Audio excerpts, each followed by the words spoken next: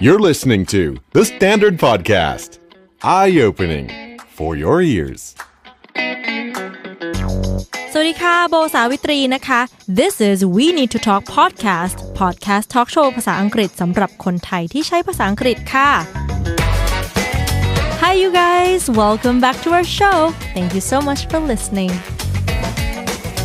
ตามธรรมเนียมของ We Need to Talk โบจะชวนเกสของเราคุย3ประเด็นนะคะถ้าเกิดว่าเป็นน้องฟ้าใสเนี่ยโบว่าเรื่องแรกที่อยากจะชวนคุยเลยคือเรื่องของการประกวดนางงามค่ะเธอผ่านมาแล้วหลายเวทีล่าสุดได้ตำแหน่งรองอันดับ2 Miss Universe Thailand 2560 ด้วยนะคะและถูกแต่งตั้งเป็นตัวแทนประเทศไทยเข้าร่วมประกวด Miss Earth 2017 ค่ะเวทีนี้เราเข้าร่วมมาโดยตลอดแต่ยังไม่เคยได้รับตำแหน่งสูงสุดเลยแต่โบว่าหลังจากติดตามดูผลงานของน้องฟ้าใสแล้วปีนี้เรามีโอกาสลุ้นมงมากเลยนะคะ Miss Earth น่าสนใจยังไงสาวไทยเตรียมตัวอย่างไรเดี๋ยวคุณผู้ฟังจะได้ทราบค่ะ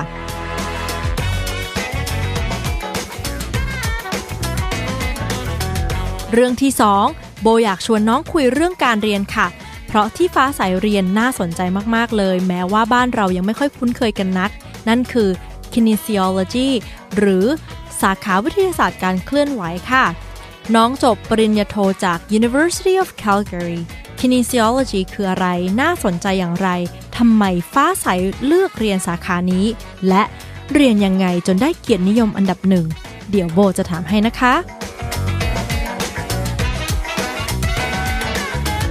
และเรื่องสุดท้ายแคนาดานั้นเป็นเหมือนบ้านพี่เมืองน้องของสหรัฐอเมริกาถึงเราจะคุ้นเคยกับ USA มากกว่าแต่แคนาดาก็มีหลายอย่างที่น่าสนใจนะคะน้องฟ้าใสอยู่แคนาดามานานโบก็เลยจะชวนให้น้องเป็นทูตการท่องเที่ยวแคนาดาอย่างไม่เป็นทางการแนะนำให้เรารู้จักประเทศนี้ให้ดีขึ้นค่ะรอฟังกันนะคะ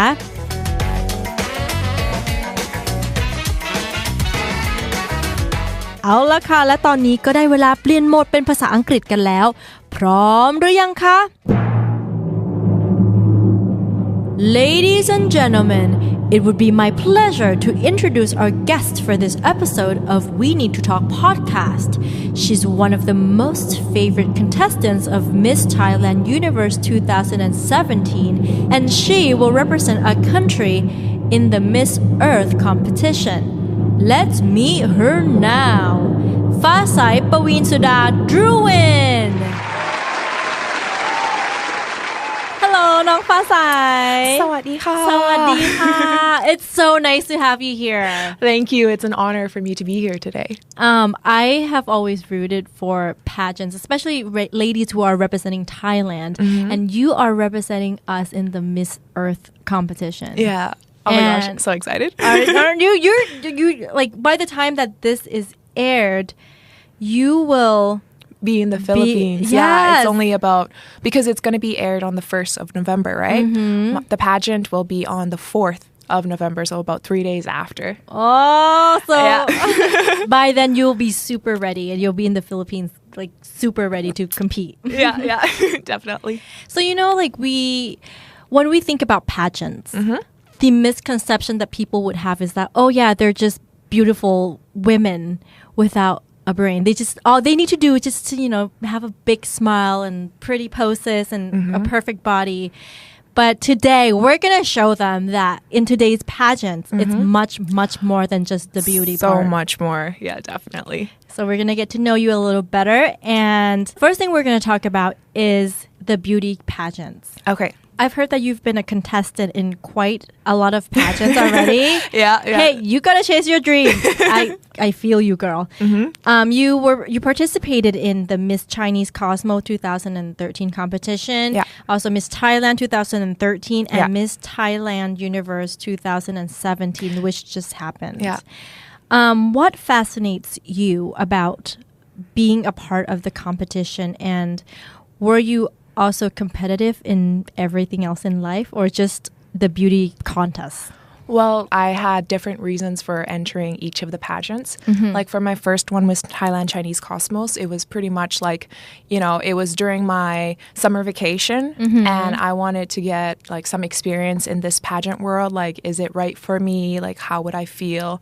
And that's pretty much like, I went so much further than what I expected with second runner-up. And afterwards, I got the opportunity to represent Thailand too, like one of the 4 people who represented Thailand in Malaysia at the Miss Chinese Cosmos. And that really like was a huge eye-opener because I've never competed internationally before. And now I know like, from that experience, now I know what to expect when I go to the Philippines, like what I have to bring and all that stuff. But for the second one, Miss Thailand in 2013, so I have to say that my mother, like, it's just a little dream of hers that she wanted me to enter this pageant. And so, like, I was still in Thailand and I was thinking, okay, if I could, before I go and like try and achieve my dream, I want to complete hers first. So that's why like I entered it. And again, like I wasn't expecting anything, but I went further than the first pageant and I got first runner up. So, wow. But this time for Miss Universe Thailand this year, it was a huge dream of mine. And I found out from my years of experience that you need to be smart and not just beautiful. So my first goal was because I took 2 years off of school at that time to complete my duties for Miss Thailand. And I went back and I wanted to get that degree with honors. And in order to graduate with honors, I had to get an overall GPA of 3.6 or higher. And I have to admit that in my first semester, like I was still kind of lost and I didn't know what I wanted to do with my life. So I kind of, let's say, deviated a bit. And I actually, like, I'm gonna be honest here. And I got my first semester was 515 or something. And Girl. it was like it was really bad. But the thing was, when I went back, I still had 2 years left. I graduated within a year and a half with straight A's in that 16 months, like that year and a half that I went back, and I graduated with honors. So that was one thing ticked off. And then I came back and there was so much more than a lot of people may think into preparing for, my dream pageant, which was, one, I had to lose weight. Yeah. I had to have like a firm body because at that time when I came back, I was about 78 kilo. And by the time I entered, I was about 62, 63. Wow, that's a big loss of weight. Yeah, so I was, I was pretty happy with myself that, definitely if you have a goal, you're going to do everything in order to try and achieve it. Other things was definitely like my Thai was really weak.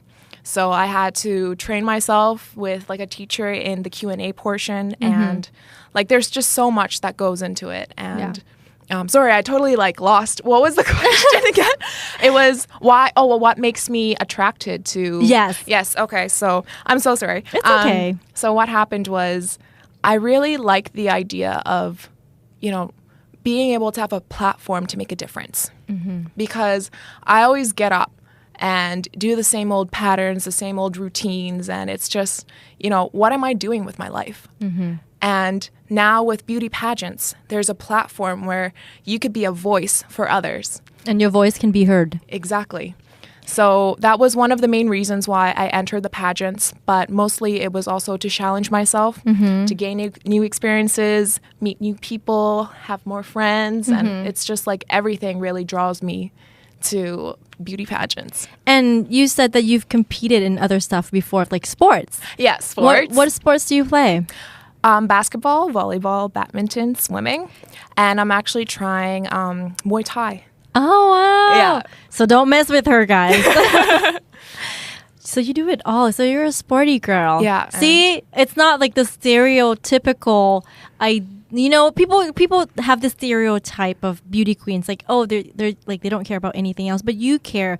You have a purpose for entering the pageant, and you are a sporty girl. You're the girl next door. So it's very easy to relate to you. Oh.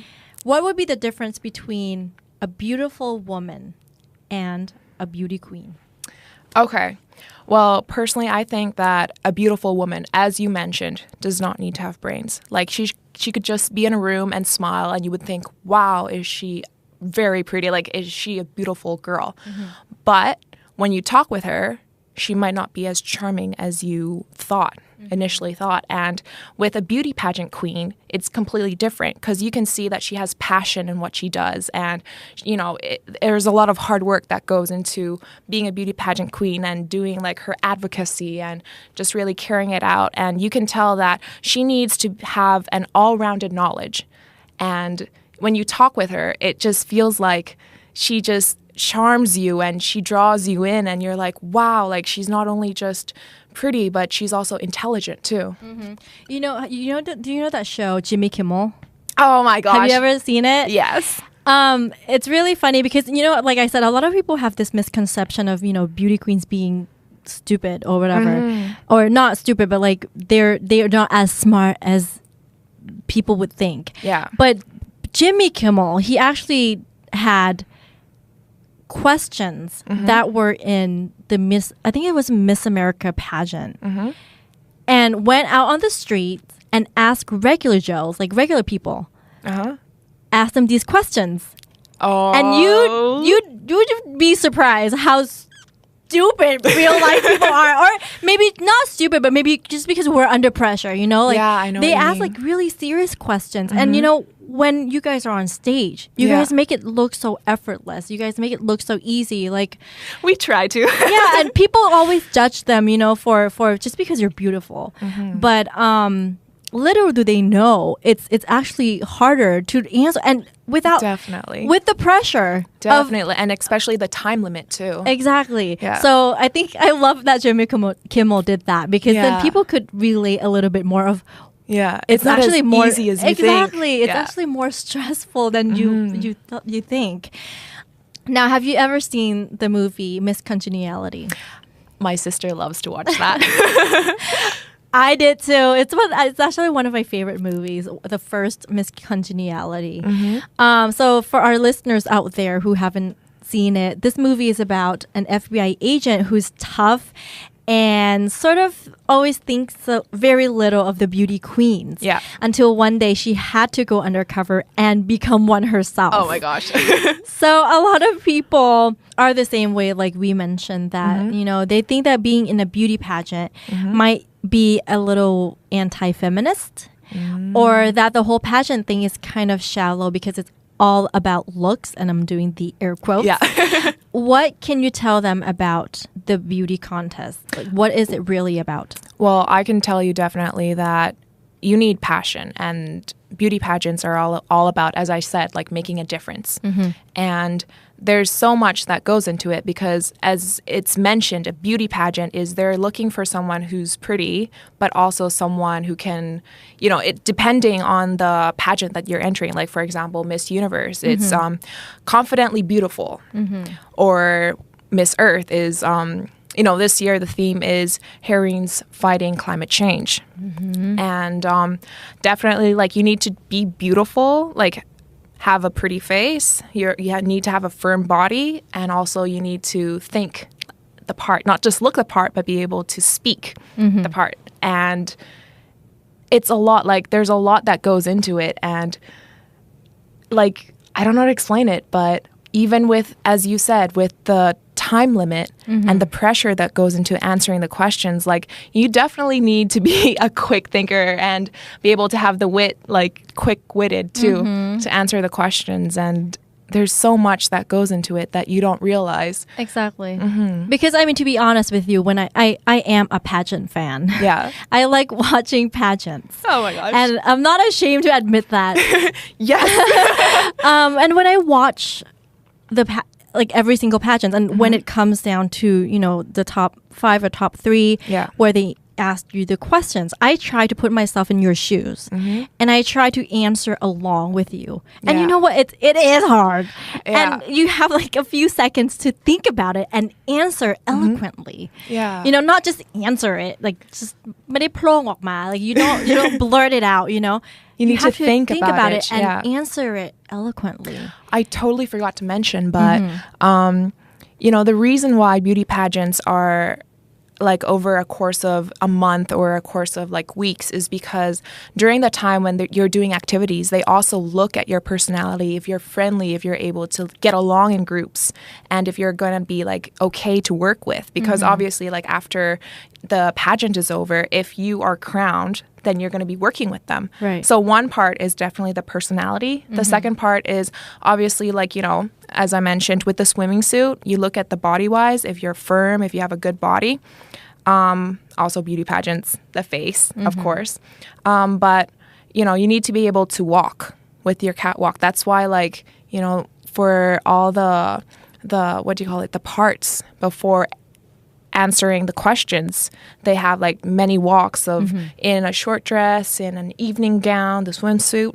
But at the end of the day, they don't look at your outward appearance. Yeah. That's why when you get into the top 5 or the top 3, they have the answer portion. And in many, many different pageants, you always just kind of like clear the scores that was building up. And then you really just focus on how well she answers and if it's straight to the point. Yeah. Because, for example, like Pia, Miss Universe 2016. I love her. She isn't the typical beauty queen that you like her body type isn't the typical body queen body type that we think of. Yes. But she is so smart and she holds her own. She knows how to present her body well. She knows how to present the clothes well. And most importantly, she answers the questions very well. And you could totally relate to her. You feel like, oh my gosh, she is so real. Yeah. I was like, when I actually had the opportunity to meet her in the Pia meet and greet in Thailand. Yeah, she came. Yeah, and she has a lot of interesting views. And it's really something that I would suggest you listen to, and you could like totally see a different opinion, a different point of view that makes you think, oh my gosh, like, you know, I've never thought of it that way before, or what she said is really spot on, and it's very inspirational. What was the most inspirational thing that she said that? Well, it's really hard to pick one, but one of the things that I remember up to this day is that obviously because of the beauty standards, the typical beauty, as you mentioned, a lot of beauty queens are, you know, they say, the fans always say like, oh, her eyes are small, or her nose is kind of weird, or, you know, her boobs are tiny, like she should go get some plastic surgery. But Pia comes out and says, if you tell your queens to all get plastic surgery and they go on stage, they're all going to look the same. How are you going to be able to pick who's the winner, who's the champion? So instead of bashing our queens, we should support her because she's standing on that stage representing you. And I was like, yeah, exactly. I was like, oh my God. Yes. Yeah. And now, since you've done it a few times already, and I think that each competition could be like your very own unique life lesson. Yeah. Looking back at the most recent pageant, the Miss Thailand Universe pageant, what was the most memorable or valuable lesson that you've learned from it? Well, I think it really like helps that I was able to go to Chiang Mai. And in Chiang Mai, what happened was I was able to really, you know, see the culture difference because I was dressing in like full attire wear from head to toe in the Chiang Mai clothes, like in a bun with flowers. And also I was able to go to old like ancient temples and really just see how a temple was 700 years ago. Yep. And where also I was part of this traditional walk or this tradition where there's a ceremony where you walk around, and I was, I don't know how to explain it, but พายใช่ไหมคะคนที่แบบถือlike เสลี่ยงเหรอ or like pie for the boats? No, not for the boats, but like you know, in the olden days you would have this kind of like thingy where you go to the market. Oh, like a hop. ใช่ไหมใช่นางหาบใช่ไหมนางหาบใช่หอบหอบคืออะไรหอบที่หอบใช่ตอนนั้น like I was able to be I totally don't know how to say this in English, but นางหาบ and I was like, oh my gosh, like with the music and the dance, and I was like at the front with this, and I was like, oh my god, like feel the goosebumps. Like there was a lot of tradition that went back there, and it really shows that in different parts of Thailand they have their own culture, and there's so much that you can learn. And that's really like the main thing that I learned about this pageant is you just have to visit every part of Thailand, and you can see the difference, whether it's subtle, whether it's in the food, in the clothes, in the culture, like they're all different. I think you raised a good point. A lot of people in Thailand, myself included, haven't really visited all the parts of Thailand, all the regions of Thailand. And my friends travel all the way across the world just to visit us. And sometimes people are like, oh, I'm going to Phuket. Like, what do you recommend me go? I'm like, girl, I've only been there for work. I've never gone there for traveling. So I can't give you any recommendation. Like, what about Got PP? I'm like, oh, same. I just know Bangkok. Like, it's such a shame. And, you know, it's something that I feel like we take for granted. Thailand is so beautiful, and it has so many beautiful parts that it's unseen. And you know? It's very exotic too. Like it's so unique that's why like I'm so passionate. Like every time you speak to me about Thailand, you could just see my eyes start sparkling, and I'm like, I really want to visit every part of Thailand. It's just, oh my gosh, I could go on forever. So by the time, like we mentioned earlier, by the time this episode is published, it'll be 3 days before the competition for you.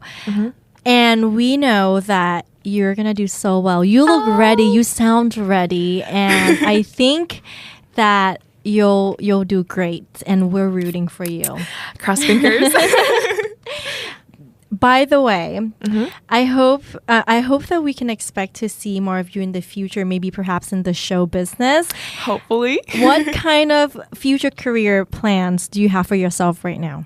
Well, right now, like with my height, I'm looking definitely into the modeling industry. But the Miss Universe Thailand organization is also trying to help me into being an MC or a host. And if I had the opportunity, definitely I would try like all different, you know, entertainment industries such as singing or drama, like acting, MVs, like anything. I would definitely be open to try. ผู้จัดคะ ถ้าฟังอยู่ ขอด้วยนะคะ ขอโอกาสค่ะ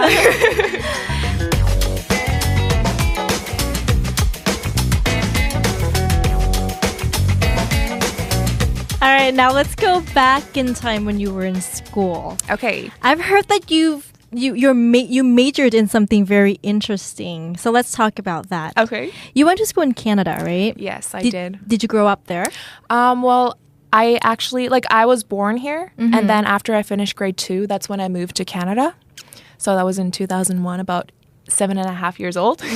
What part of Canada did you live in? In Alberta, so in Calgary. And I went to school there until I graduated from university. Speaking of university, great segue, Bo. Speaking of university, what was your major for your bachelor's degree? Kinesiology. Kinesiology.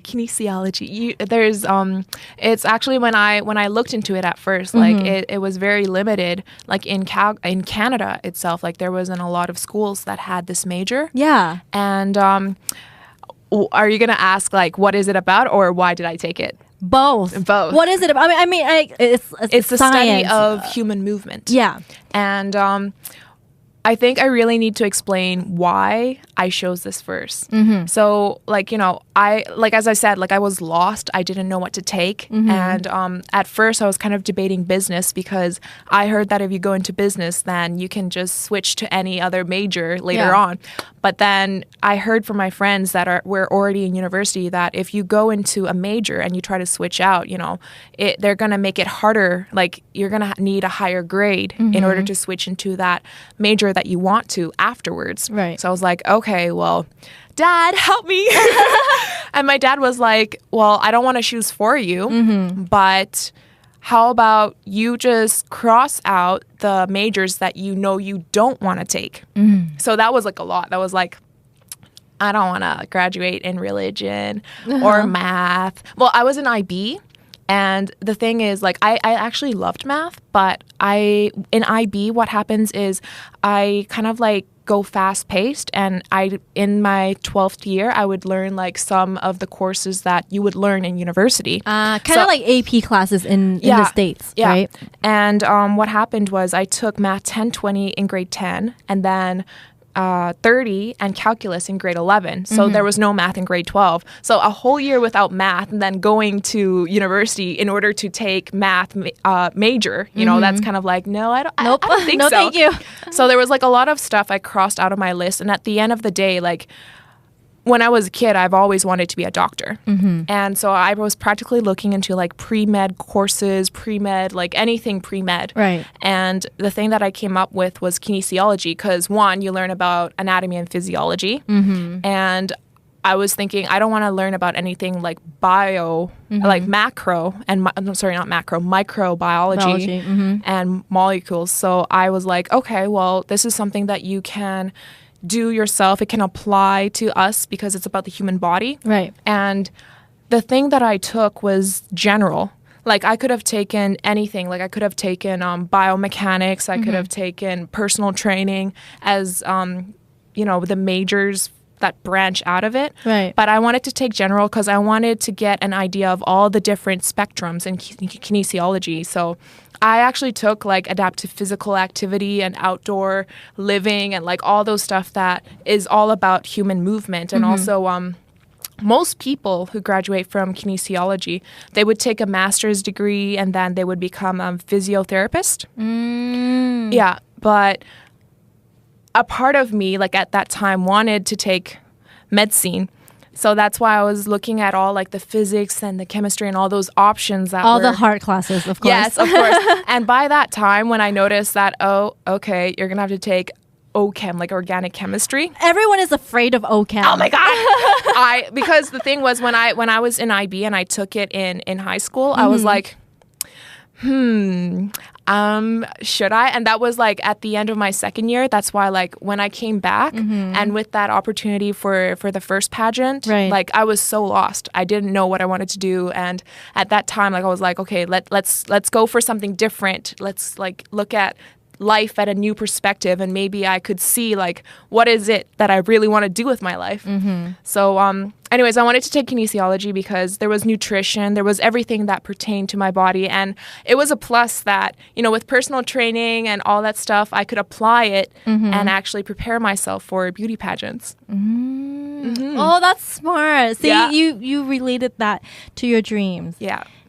And you let that guided you in choosing what to choose to study. Because it's a dilemma everybody goes through. Yeah. You know? But a part of me, like one of the reasons why I took it was my parents, like my mom has osteoporosis, like weak bones, and my dad had weak knees.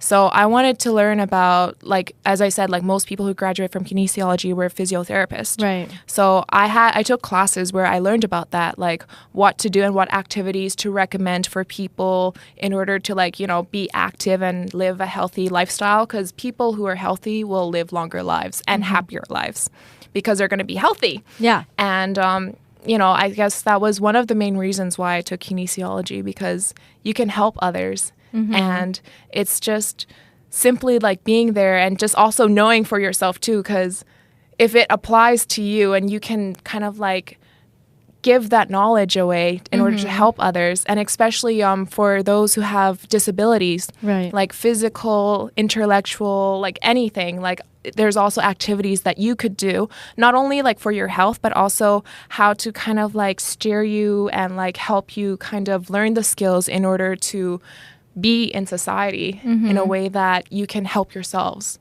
So like there's so much more in kinesiology that because it's a major that you don't hear a lot. Exactly. Kinesiology, and that's why I was so surprised when I read that you took that as a major.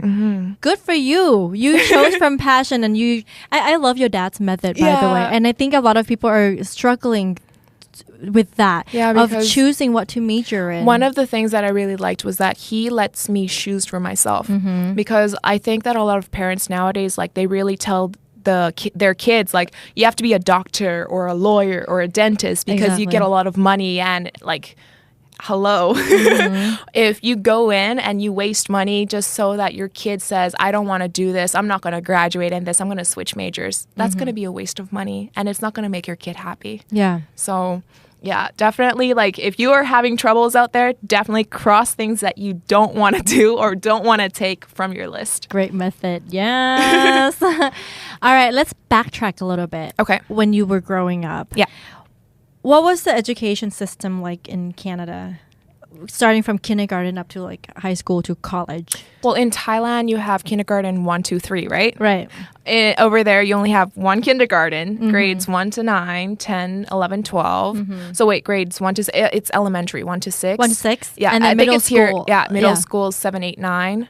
And then 10, 11, 12 high school. And then you can either choose if you want to go to college or if you want to get a diploma, like go to university. It's really up to you. If like for me, if I wanted to go to the States, I had to take like a specific test. Like I think it was the LSATs or something. Yeah. Oh, the LSAT is for law school. Right. I was going to take the LSAT. Yeah, my friend was going to take the LSATs. And I was like, well, you know, personally, if I actually was looking into some universities in Canada, like in Ontario, where you could just go straight into medicine without having to do the 4 years undergrad. Yeah. But then I just didn't want to be a financial burden on my parents. Yeah. And it cost a lot for res. And on top of that, the taxes are 15%, double tax with the provincial tax in Ontario, like any other province outside of Alberta. So I decided anywhere that's near home, especially in Calgary, then I don't have to waste money on res, and that's saving at least 10,000-15,000 per year. Yeah. Did you commute to Took home? a bus. Yeah. Oh, yes. Yeah. ติดดินนะคะ You've mentioned earlier that you were on the honor roll or the dean's list. That was in kinesiology, right? That was in kinesiology. I was also on the honor roll 7, 8, 9, from junior high. You start the honor roll from junior high to high school to university. You don't really call it an honor roll. You call it a dean's list per year, every year, 3.6 and over. But if you have, at the end of your degree, if you had it for the last 3 years, then you graduate with honors, with distinction, sorry. And that's...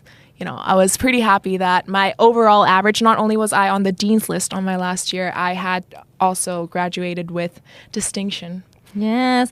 What kind of hard work did you have to put into that? Oh my gosh.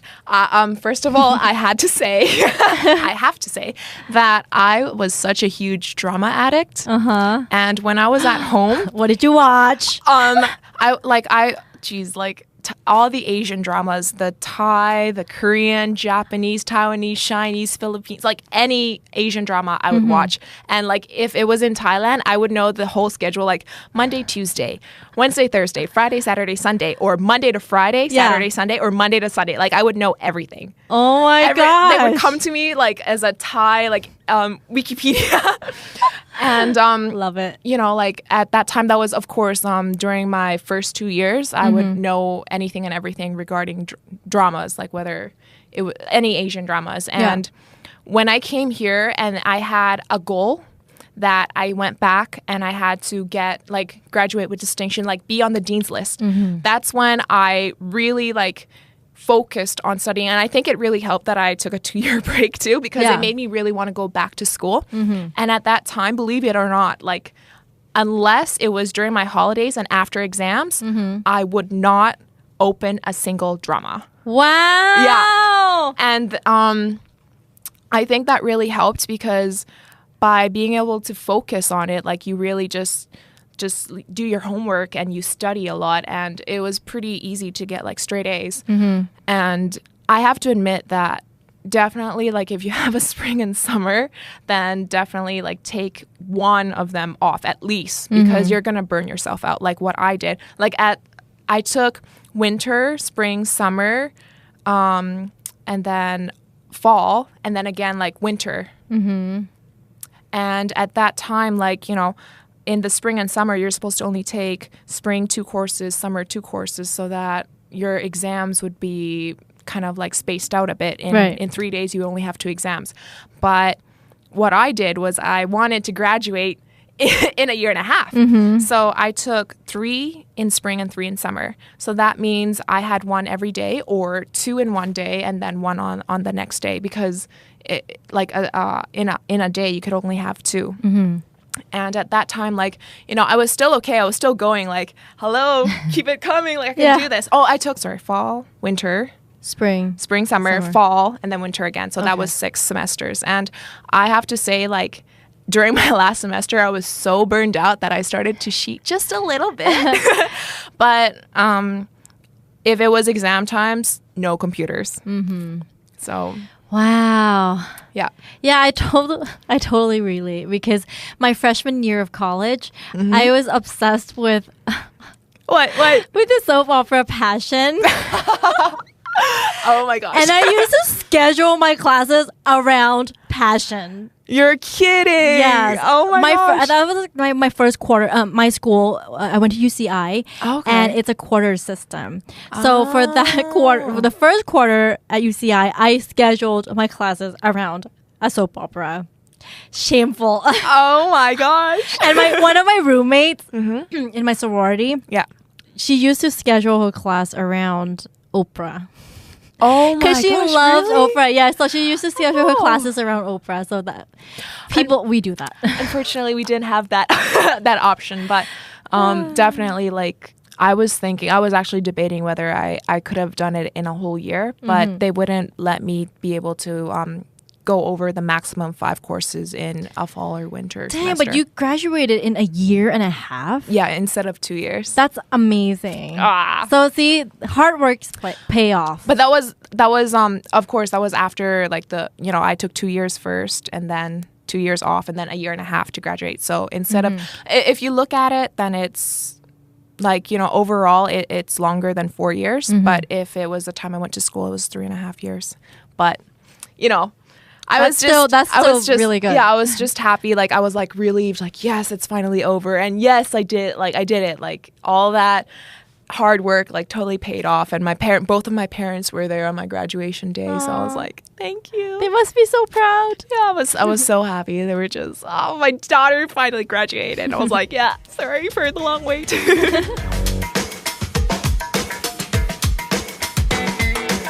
All right, last but not least, we need to talk about Canada. Okay, go for it. So for your first interview question on Miss Thailand Universe competition, you were asked, คุณจะบอกชาวต่างชาติอย่างไรว่าเสน่ห์ของเมืองไทยอยู่ตรงไหน Now let me ask you this. What can you tell us about the charms of Canada as a country?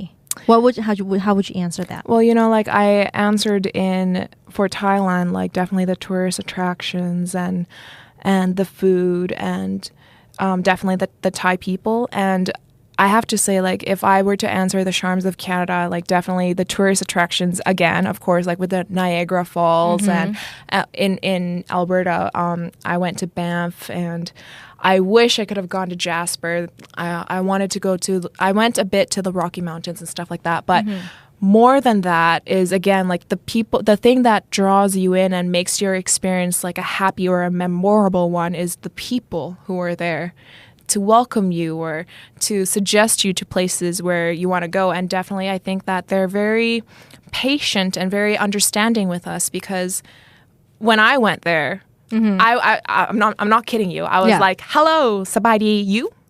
Sabaidi you? And they were looking at me like the kids were like, what the hell is she saying? They looked at me like an alien. And, the teachers, like, they were just laughing and they were like, oh, come on.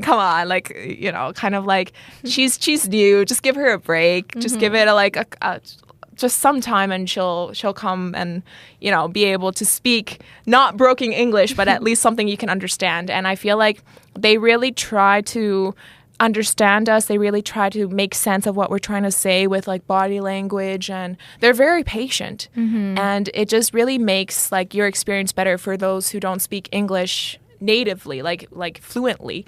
And that really helps. Like, they're also very friendly. Like, they're like, hey, how can I help you? And I just love that, like, about the people. They're very honest and straightforward, and they're just there. And Canadians are known for that, for being super nice. Yeah. I'm not sure if you've heard of the series How I Met Your Mother. Oh, I heard of that. One of the characters is from Canada, Robin. And the entire show, like all 10 seasons, I think, they all tease her about being Canadian and how like nice Canadians are, you know? So people all over the world tease about Canadians being super polite and they're super nice. So you sort of confirmed it. That's sort of true, right? Well, yeah, it's just...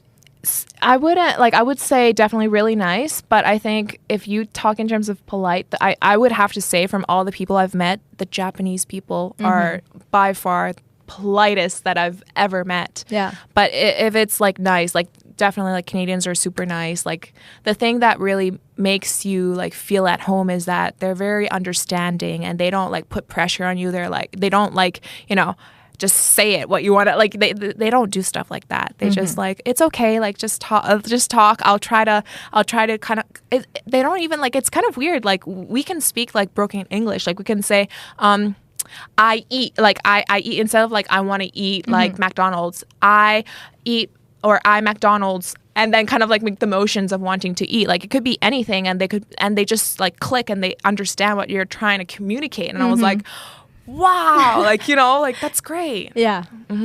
Okay, so tell us what you think about Justin Trudeau. Well, Justin Trudeau.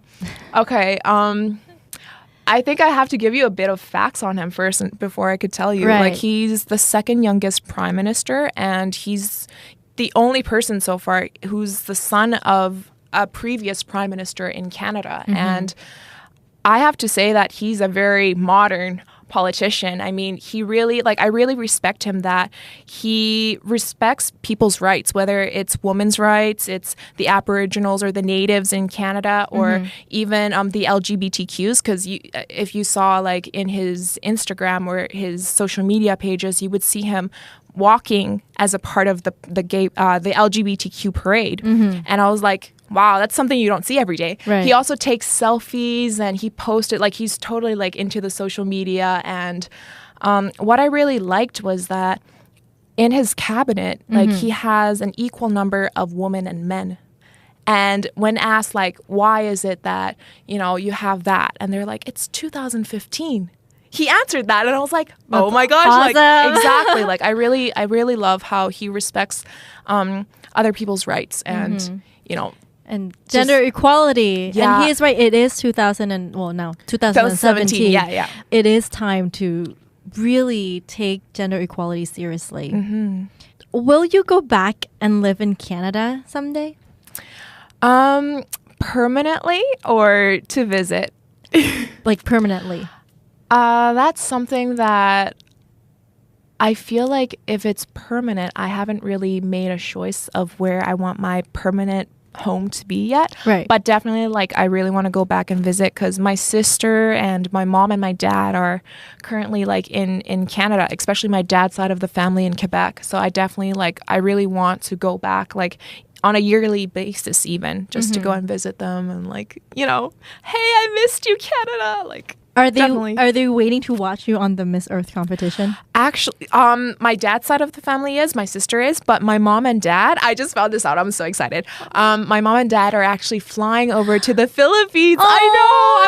I was almost like crying because the thing was, like, my dad is retired and for the Miss Universe Thailand, like, he flew over here.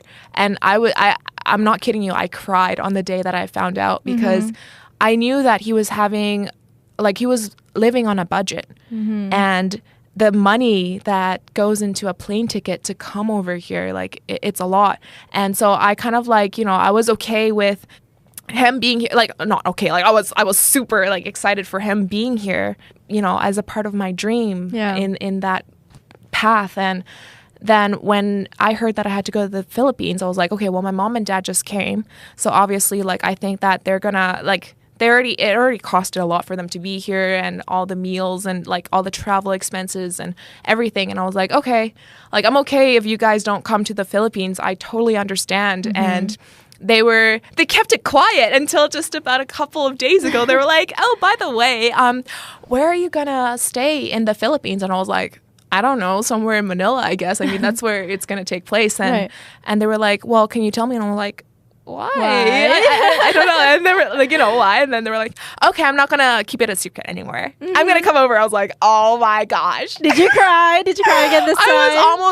I was on the verge of crying, but I was like, oh my God. Like I was so like, oh my gosh, I was so speechless. I was like, oh, thank you. Like, thank you so much for being there. Like it really means the world to me. You're getting teary-eyed. You are. Aww. So, I'll bet you they're very proud of you. Oh, thank you.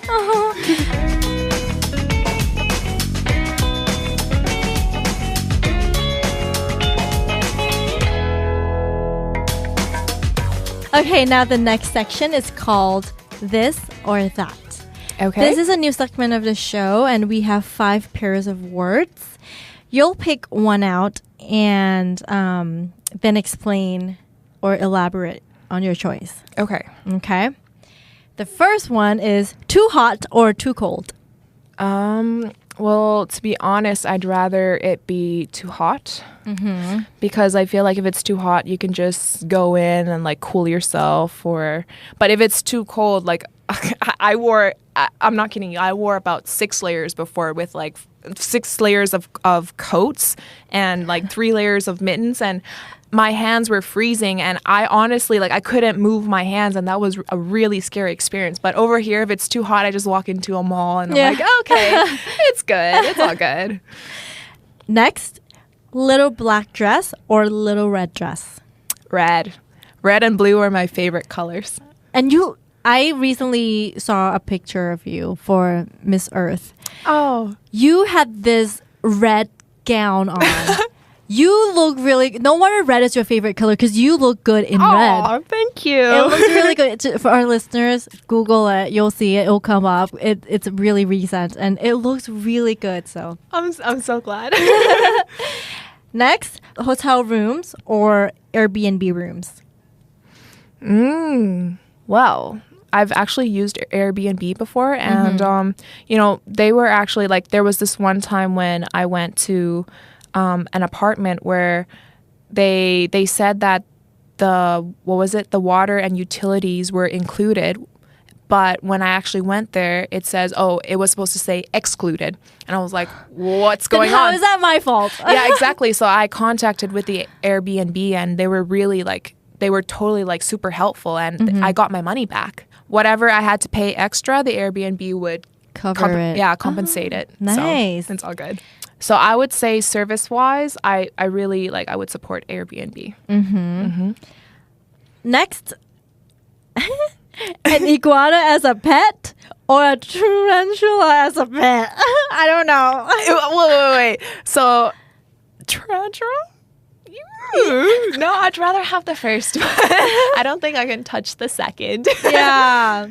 I don't even want to say it. I think I would be scared. I'm like, what if one day you look at the case and you're like, where is it? What happened? And then it starts crying like on your back. And oh my God. No. I love my life too much. I wouldn't want to take the risk.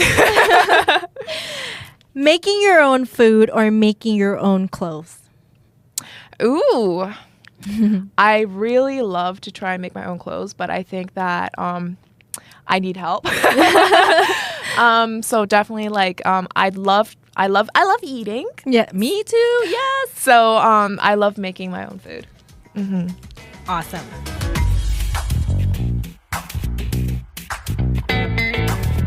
This is where you're gonna get to practice. Oh my gosh. Before you go on stage for Miss Earth. What we have here, we have a jar filled with questions, hypothetical questions. Okay. And you're going to choose one and then we'll discuss it. Just one? Yes. ขอให้ได้คำถามที่ง่ายๆนะคะ Ooh, this is the smallest one. Let's see. Oh my gosh, I'm nervous. Your question is... Oh, that looks long. You're on a first date with someone. Oh my gosh. They promise to answer the next 3 questions you ask completely honest, leaving out no details. Oh my gosh. What questions do you ask? Or what questions would you ask? Wow, this is kind of tough because I've, believe it or not, have never been on a first date. Never? Never. Oh! I'll bet you the guys right now like I want to be here first. I want to be here first. Okay, well, definitely if I were to open my heart Yes. and somebody was to come into my life and be my date, I would definitely ask, are you like really seriously thinking about dating me like as a potential marriage partner? Yeah. Because I guess it's kind of like a dream of mine that I really want my life to be like a fairy tale, I guess, like where I meet the one and I know if I open my heart up to someone and I just want him to be with me like until death do us part. Like I just believe that love is forever. So definitely like kind of like truth or dare actually, but yeah. Are you really like serious about considering like being with me forever? The second question would definitely be is there something that there's always this question where there like people are not perfect and sometimes like on a first date you kind of like try to have it like they call like Thai people I think they call it like on a promotion where you only show the nice side. So I really want him to tell me like is there something that you think right now personally because I'm going to be myself. Is there something that you think that you don't like about me like right now because one, it could be just a misunderstanding and I could clear it. Or two, like, sometimes you don't know your weaknesses. And if they actually say it out in a straightforward, honest way, I can take it. And it really helps you to like see a new perspective of, I mean, I've never been on a date with guys before. Like, how am I acting? Am I too nervous? Am I not talking? Am I stuttering? Like, is there something like, just tell me honestly what you think. How you think about me and how this date is going. Wow, first date. Wait, I'm kind of like thinking like really far off. Like, oh my gosh. And my last question. I would definitely ask about.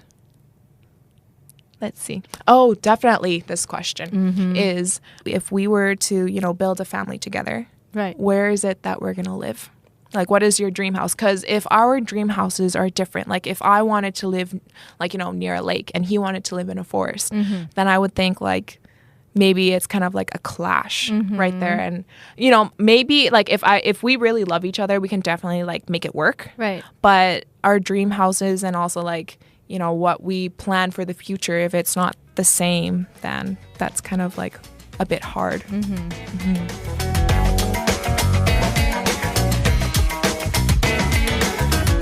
All right, thank you so much for coming here today. Thank you for inviting me.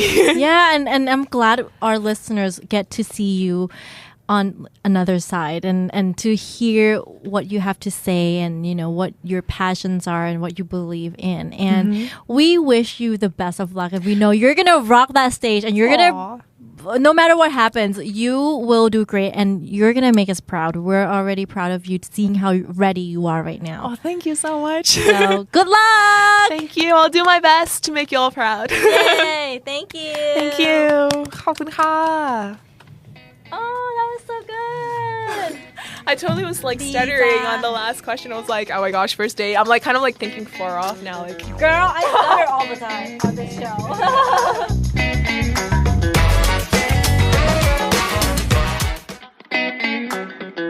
สวัสดีค่ะโบสาวิตรีนะคะ This is We Need to Talk Podcast Talk Show ภาษาอังกฤษสำหรับคนไทยที่ใช้ภาษาอังกฤษค่ะ Hi you guys welcome to our show and thank you so much for listening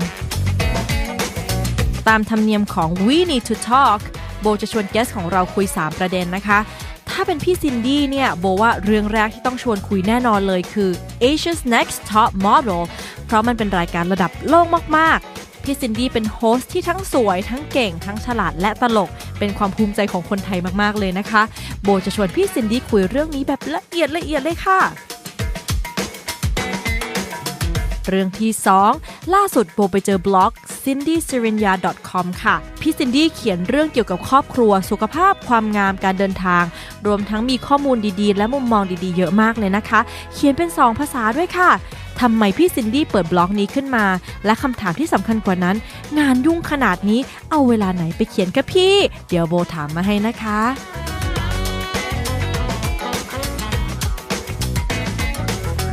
และเรื่องสุดท้ายคุณผู้ฟังทราบไหมคะพี่ซินดี้เป็นคนที่ทำกิจกรรมการกุศลอยู่เรื่อยๆทำไมพี่เขาให้ความสำคัญกับการแบ่งปันมากเป็นพิเศษและพี่ซินดี้จะให้คำแนะนำอะไรบ้างกับพวกเราที่อยากแชร์อยากให้แต่ไม่รู้จะให้ยังไงหรือทำยังไงไม่รู้จะเริ่มตรงไหนรอฟังกันนะคะ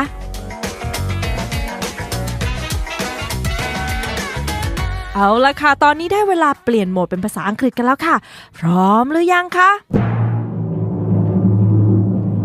Ladies and gentlemen, it would be my pleasure to introduce our guest for this episode of We Need to Talk podcast. She is the host of Asia's Next Top Model, one of the legendary Thailand's top models herself. She also enjoys being a mom and writing her blog. Let's meet her now. P. Cindy Bishop!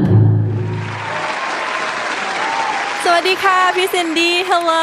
Hi. สวัสดีค่ะ Thank you for being here with us today. Oh, it's my pleasure. Can I just tell you I'm totally fangirling right now? Oh my god, I can't believe it. I am such a fan and I've watched you for our listeners out there who are younger than I guess 30. I used to watch you on Madame Mot.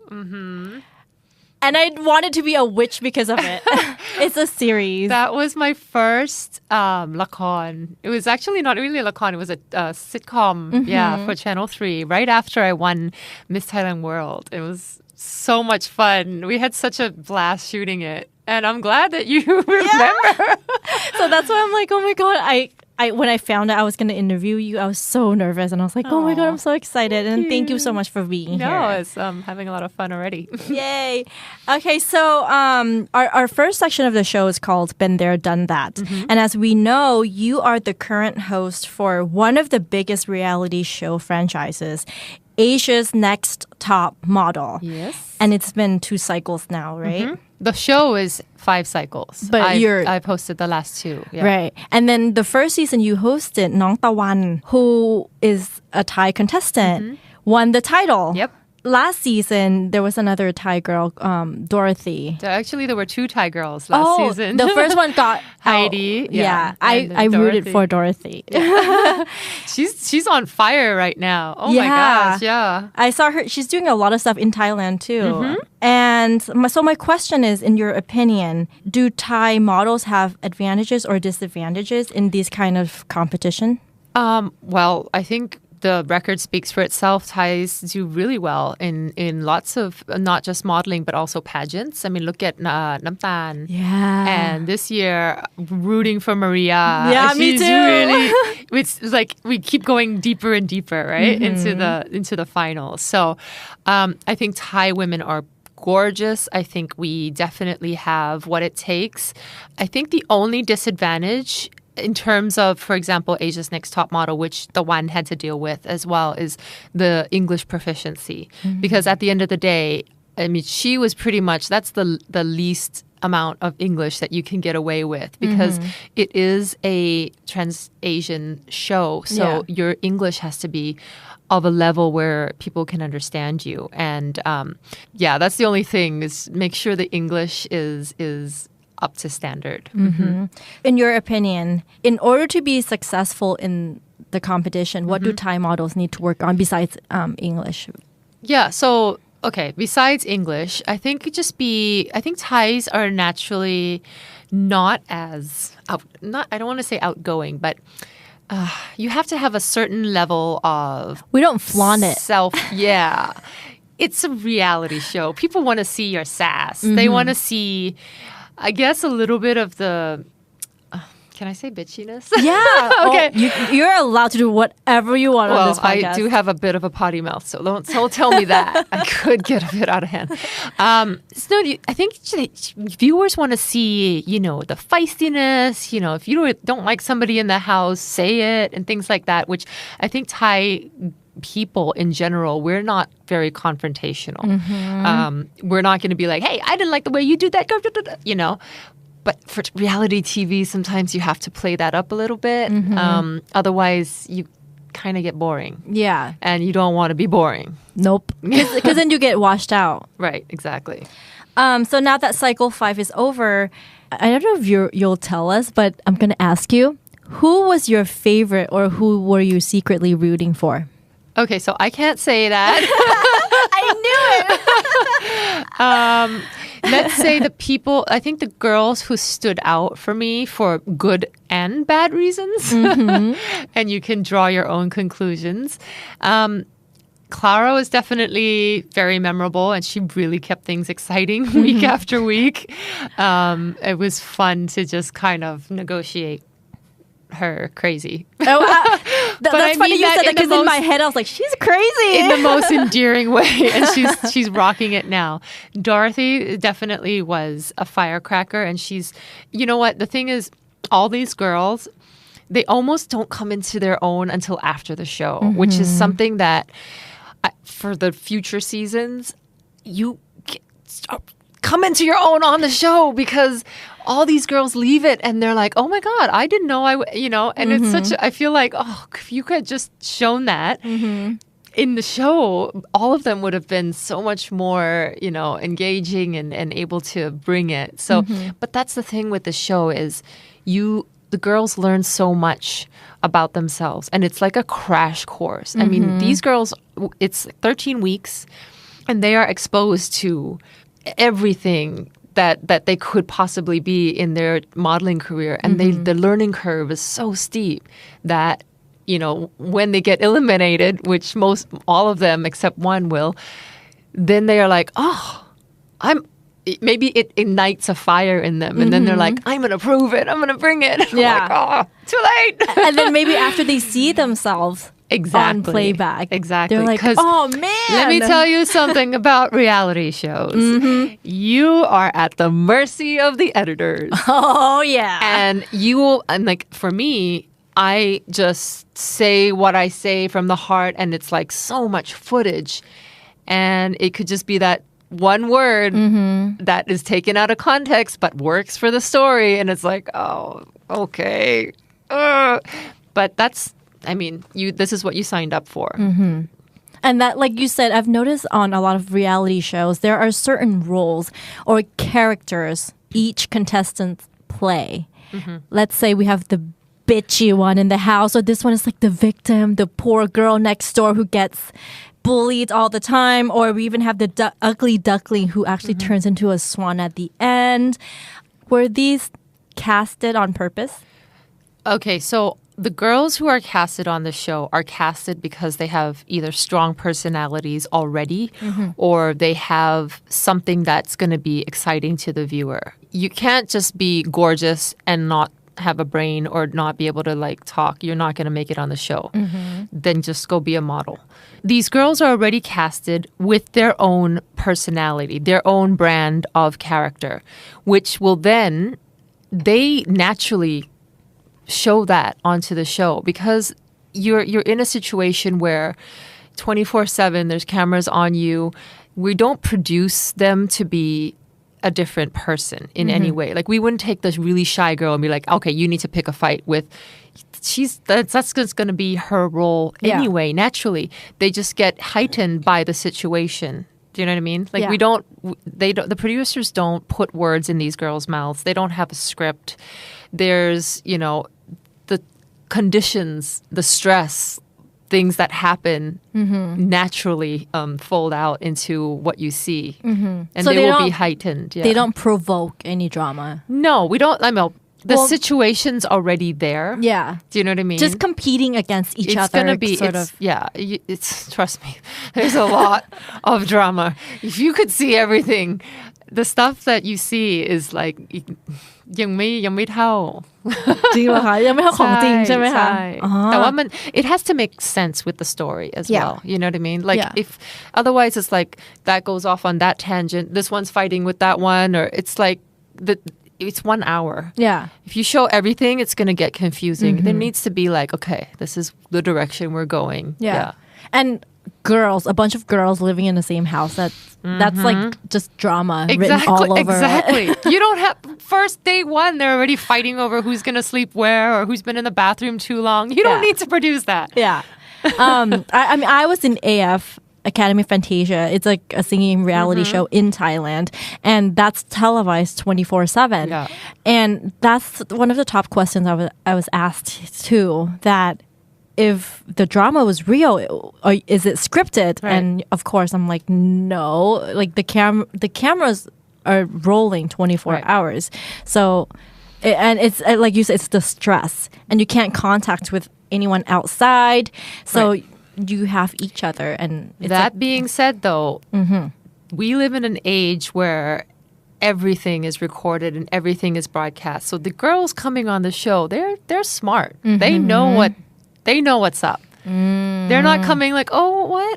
They know, and they will produce their own stories. They already know who they want to be. Do you know what I mean? yeah, And that because that's what we do. And now in our digital age, your YouTube, your Instagram, you have your brand. Yep. They coming in with their own brand already. So when you guys are casting, is there certain spots you have to fill? Like, let's say, like, okay, this person is like her character seems like she's like the bitchy type. So let's have a few more of those and then that's it, or like we need more of like the shy and timid I'm not girls. involved in the casting process. I meet the girls when they meet me on the first episode, but I do believe that the producers have certain requirements that they want. They Right. want someone who's super talkative. They want one that's like, oh my God, drop dead gorgeous. They want one that could maybe be the quirky, edgy, kind of defy all expectations sort of thing. So yeah, there's definitely, and the amount of girls that try out for the show, there's a lot to choose from. What about the judges on reality shows? Of course, you're going to see like the nice and like kind judges like Paula Abdul. And then you'll see someone like Simon, who is very brutally honest and will tell you how it is and somewhat being viewed as being mean. Yeah. Of course, your show has you sigh. Is he like that in real life, or how is he in real life? He's very energetic and he's been around. Like he's at the top of his game. He's shooting supermodels all over the world. He knows what he's talking about. So his criticisms and critiques for the girls are spot on. Sometimes they can be a little bit tough to hear, but he would be like the Simon, you know, like this is, look, you're signed up for this. This is what you need to hear. I guess mine would be more of a tiger mom. Like I'm coming from that place of, you know, but love and support. But, you know, if you play up, I'm going to have to knock you down a couple notches too as well. So, and then we've got guest judges every episode that come in. Either it's a sponsor that are looking for a specific type for that campaign. And there's model mentor, like Kara was super like big sister to the girls and coaching them. So we have, every panel is different, but there's definitely, you know, the girls get a well-rounded feedback of their performance. And sometimes when the first episodes where there's 13 girls, what you see on camera is like one sentence from this person, one soundbite from that person. But the girls are standing there for a long time. We're actually giving them a lot of feedback that then they can go and progress. No wonder you said it's a crash course, because they're learning so much from this experience. What is the most important role for you as the host? For me, I'm pretty much the หัวหน้าเรือยังไงนะหัวเรือ of the show. So I would be the main person setting up what's going on. This is what's happening, the expectations of the girls. Some of the challenges I'm there, but not all of them. I'll be there for the big ones or the big photo shoots, and I then lead the panel. So Yusa is always there with me, and the model mentor, Kara, and then each of the guest judges. I'm basically the one that's keeping everything together. And I've watched the show, and I'm not saying this to kiss your ass because you're on our show, but I have a group of friends who watch it and then will remind each other. It's like, it's a Wednesday, hurry! It's like, it's up, like go watch, and no spoiler. But I've always told my friends that I think you're the perfect host for the show. Thank you. Because I feel like you have this aura.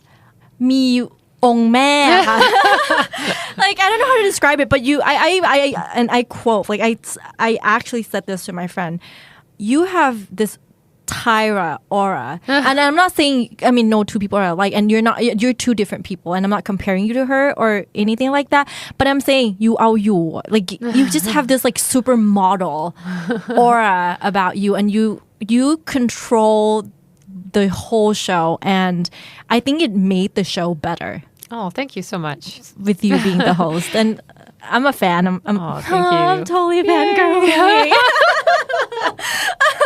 can you tell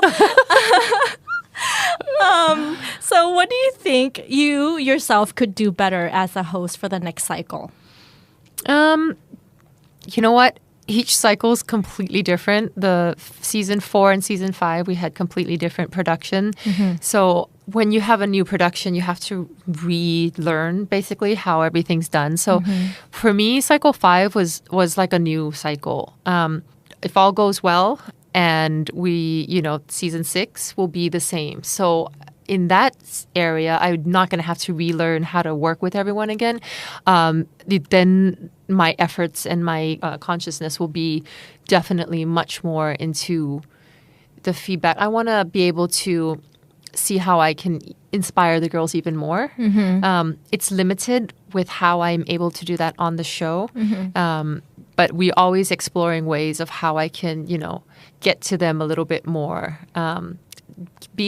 keep in mind that my role is to not be the model mentor I'm supposed to be in a ways detached and separated which for me is a little bit hard because I want to get in there and work with them but at the same time I can't I have to be like no I'm back here so that's always a little bit of a struggle for me but we work it out as we go so I don't know I don't have any expectations I'm just gonna have to like go in there and see have you guys started we're in talks what can we expect from cycle 6 I don't know okay I have no idea we'll just have to stay tuned you know and when find I out. know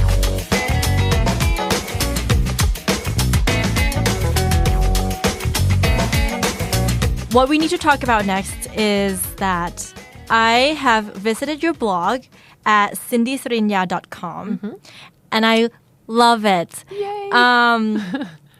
It's so inspiring and I've read some articles and I even sent it to my friend and said, oh my God, I want to be this kind of a mother. And if I have a daughter, I would teach her these 10 things and we'll talk about that a little later but how did this blog start what inspired you or what clicked and said I'm gonna start writing blogs like I have all this free time seriously right I think I'm at that point in my life where I want to share I mean I get a lot of questions on Facebook on my Instagram people are always like how to do this how to be like you I'm like oh you don't want to be like me but it's I've put in the years I've got the experience and I want to be able to share and if people are asking me questions I was like well maybe I should put that in some sort of format that's appealing and people can go and see what because there's a lot of me that I feel like I don't have a chance to share everyone sees me as model but I'm also an artist. I'm a mother. I love to travel. I'm kind of funny. There's all these other parts where it's like, well, I'm not going to find somebody to give me that platform. I'll make it myself. So I started this blog and I've also recently started a YouTube channel and it's just, it's taking a lot of time and effort, but it's a lot of fun at the same time. What's your channel? Tell my our YouTube listeners. is Cindy Srinya Bishop. It's very boring, but go subscribe. Please subscribe. And I do it in Thai and English. So if I, shoot it in English, I take the time to write all the subtitles in Thai and vice versa. Because what I find is, I actually was like having a crisis before I did it. I'm like, I went on my Instagram live and I'm like, I don't know what language to speak. And most of the comments from Thai people were like, do it in English and put Thai subtitles because we want to learn. And I was like, okay. So it depends on the content. Most of it is in English, but there's going to be Thai subtitles. So, yeah, if people can get a few words or from my YouTube would be great too. Yay. So go subscribe to her, you guys. So back to your blog. It's bilingual, Yeah. right? Do you do the translating yourself too? Yes, and there's probably like a ton of typos. Actually, when I first started, it was so cute. People were like, พี่ซินดี้สะกดฝรั่งผิดนะคะ แล้วก็เข้าไป because what I do is I type in English, but then I read it and อัดเสียงใน iPhone, right? And then I just put it on, and then I try and hopefully I need to hire someone to like help me with that. I'm such a control freak. That's my problem. I don't like to delegate. And yeah. Yeah. I need to ask for help. It all seems so time consuming. And that's why I haven't posted in like a month. Oh, it's terrible. Yeah. But I'm going to have more content. We're going to the Maldives on Friday. Yay. Oh, have fun. How do you find time to manage everything in your life? Like you're a mother, you're shooting this show, not even in Thailand, you show this reality shows being shoot abroad. Yeah. And you're writing a blog, you're doing your YouTube channel, and I don't know. You act, you're an actress. Like, how do you manage your time? Obviously, my time is not, I don't shoot Asia's Next the whole year. That's 2 months, right? And for those 2 months, that's all I'm doing. The rest of the year, I can kind of block out chunks of time where I'm like, okay, I'm going to really just work on, that's why the blog happened, was I had like 3 months where I'm like, okay. And I, from scratch, Squarespace, like, oh, I'm going to, like, คือต้องสอนตัวเองก่อน you know, I want to know how to do it myself. So that was really proud of myself for that. But you learn to prioritize. Obviously, the kids come first. They're like number one, right? So everything else is after the kids are taken care of. I will do the school run in the morning. You know, my husband and I tag team. All right, who's doing what today? 3 o'clock, you got the kids. All right, I'm taking Aiden. So that's our daily life. And then if I have work, if I have an event, then that's, you know. So it's no one day is the same. But it takes a lot of planning. But if we've got a good team, we've got a good support. So, yeah. And I think with your YouTube channel, your fans and people are going to get to see a day in your life. Or that's like the first one I put on was a day in my life. Like, follow me. And they're like, oh my God, you do all this stuff? I'm like, kind of. Like, we'll get to know you at a personal level. Like you said, like the Cindy, Sarinya that we don't really see in the media. That's kind of the point. Yeah. And we totally appreciate that. So on one particular article that I mentioned earlier was 10 things I tell my daughter. What prompted you to write this? Honestly, it was just, you know, I was trying to think of stuff. So I have different categories on the blog. I've got style, I've got wellness, and one of them is family. I think the two ones that I really feel the most is family and travel. So, yeah, I don't know. I was just thinking like, okay, what is it something that people would relate to? And I was just looking at pictures of Layla one day and I was just like, oh my gosh, I'm so in love with her. Oh my gosh, what's the future? Oh my God. And I just was like, you know what? This is stuff I really tell her on a daily basis, you know? And I just literally, once you have an idea that is authentic and speaks from the heart, it was so easy to write. I was like, bam, done in like a couple hours. And that's the one that people seem to respond the most to, which I was like, okay, that's, at least I know, all right, that's probably the direction I will keep going as well. And it's funny though, I read it to her, or I let Layla read it. And one of them was like, I'm always listening. And the very next morning, I was like busy doing something. And she's like, Mommy. I'm like, hold on. Mommy, you said on your blog that you are always listening. I'm like, why'd I let her read that? She, like, to this day, she's like, Mommy. I'm like, yeah. It's all. I'm like, God, these kids are too smart. And she's what? She's 10. She's 7. So she's 7, and she's already. No wonder. Yeah. Oh, that's right. You even said on your blog that when people ask me how old my daughter Layla is, I like to joke and say. I like to joke that she is 7 going on 17. My mother used to say the same thing about me. So I see 3 generations of women here. And I can get a feeling that all 3 of you are very close. Can you tell us a little bit about your mom and your daughter? Oh, my mom's my best friend. I mean, I'm an only child, and we were a very small family, just me, my dad, and my mom.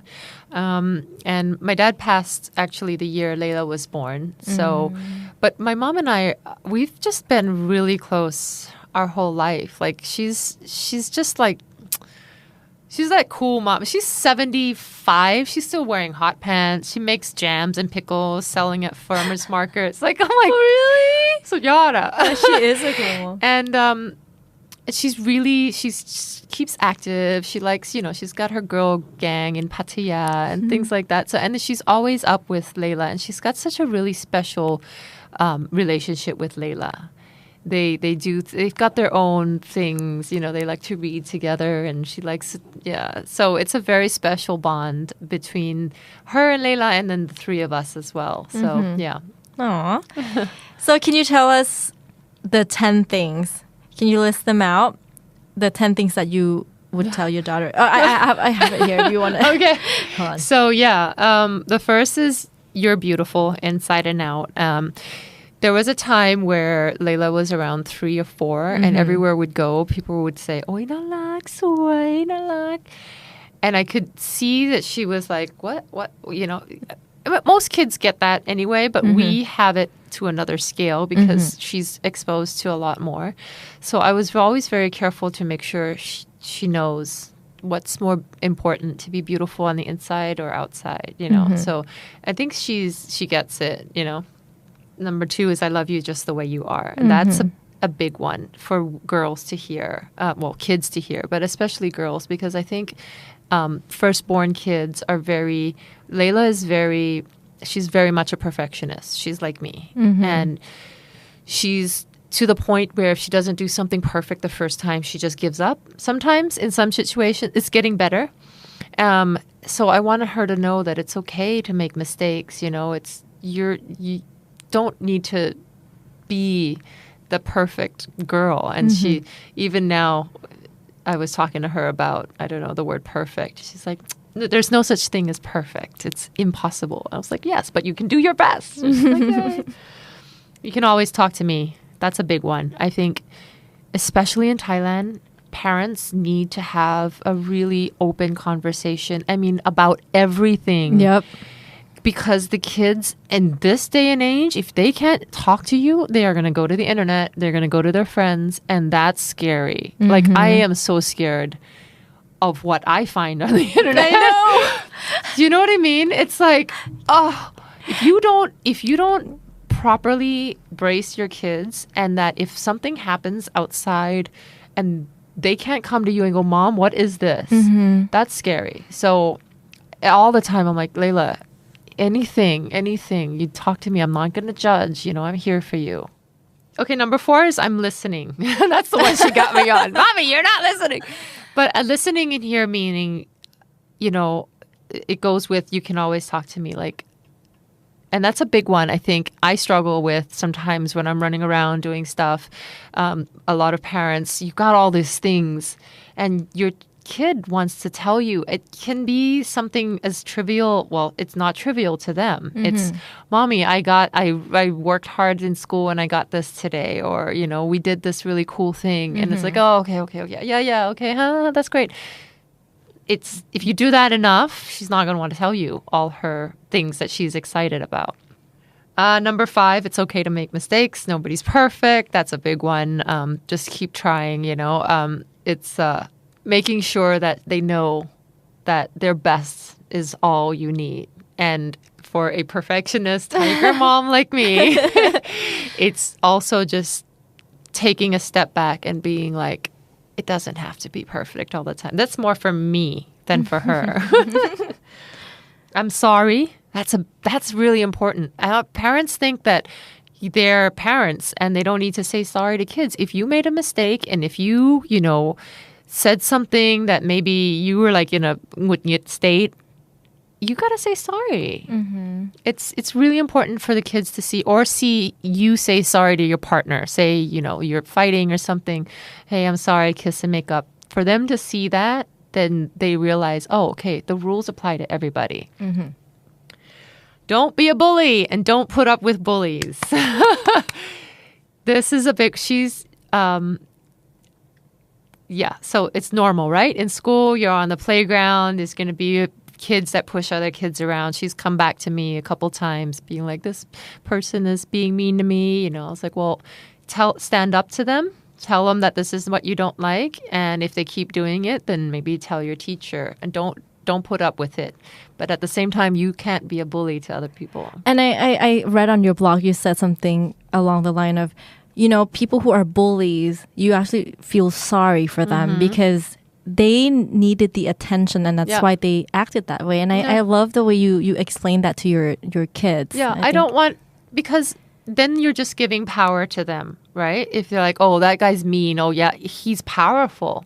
He's not. He's really sad because that's the only way he can get attention. So I want to have her see that not everyone that's like aggressive is actually mean. Maybe it takes that extra step and they could like be really sad. And to be forgiving of them. Even you don't have to talk to them. You don't have to hang out with them. But just be like, oh, I don't know. That's just the way I see it. And then when I got bullied a lot from season 4 for Asia's Next, I had no idea there was so much hate out there and people were just so ready to just spew the harshest things. I'm like, oh my God, you guys, it's a TV show.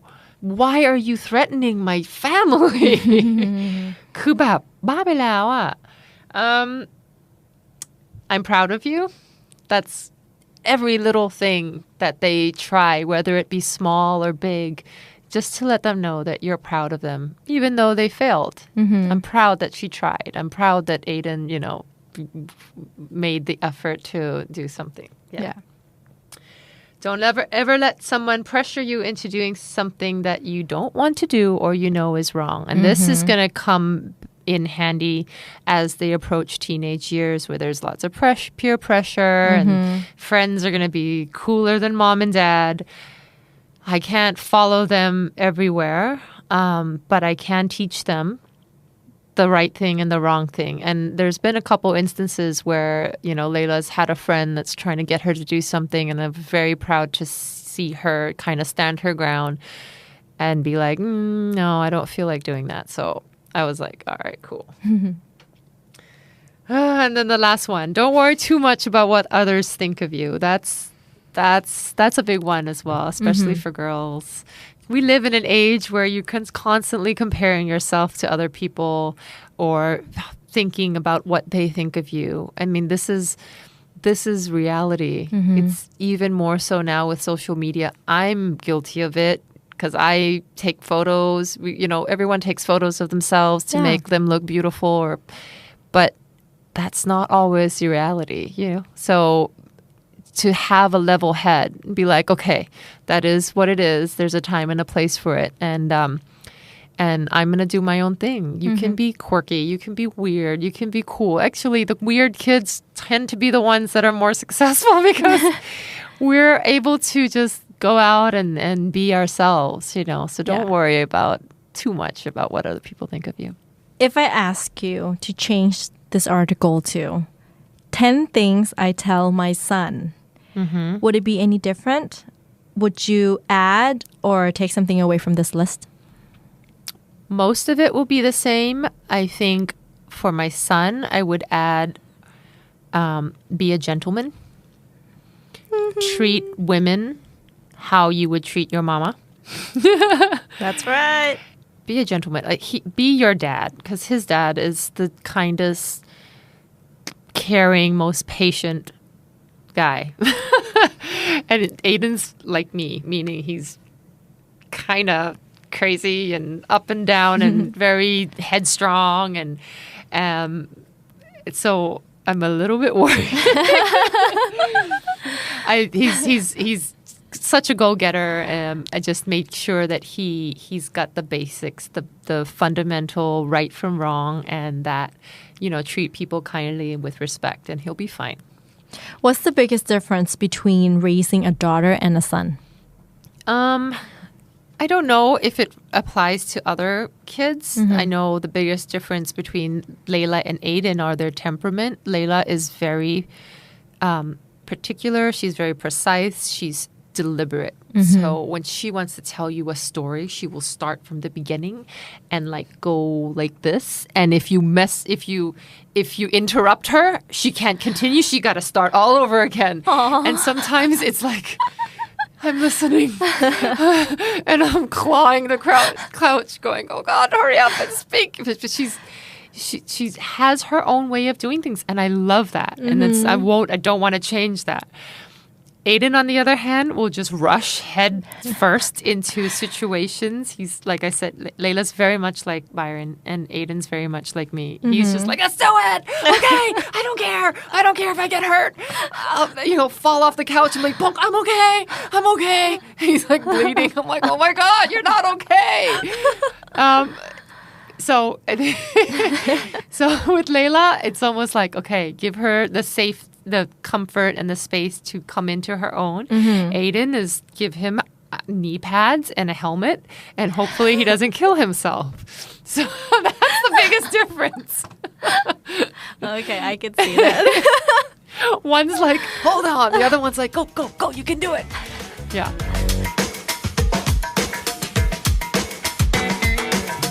Last but not least, let's talk about your charity work. You've told a story about your childhood.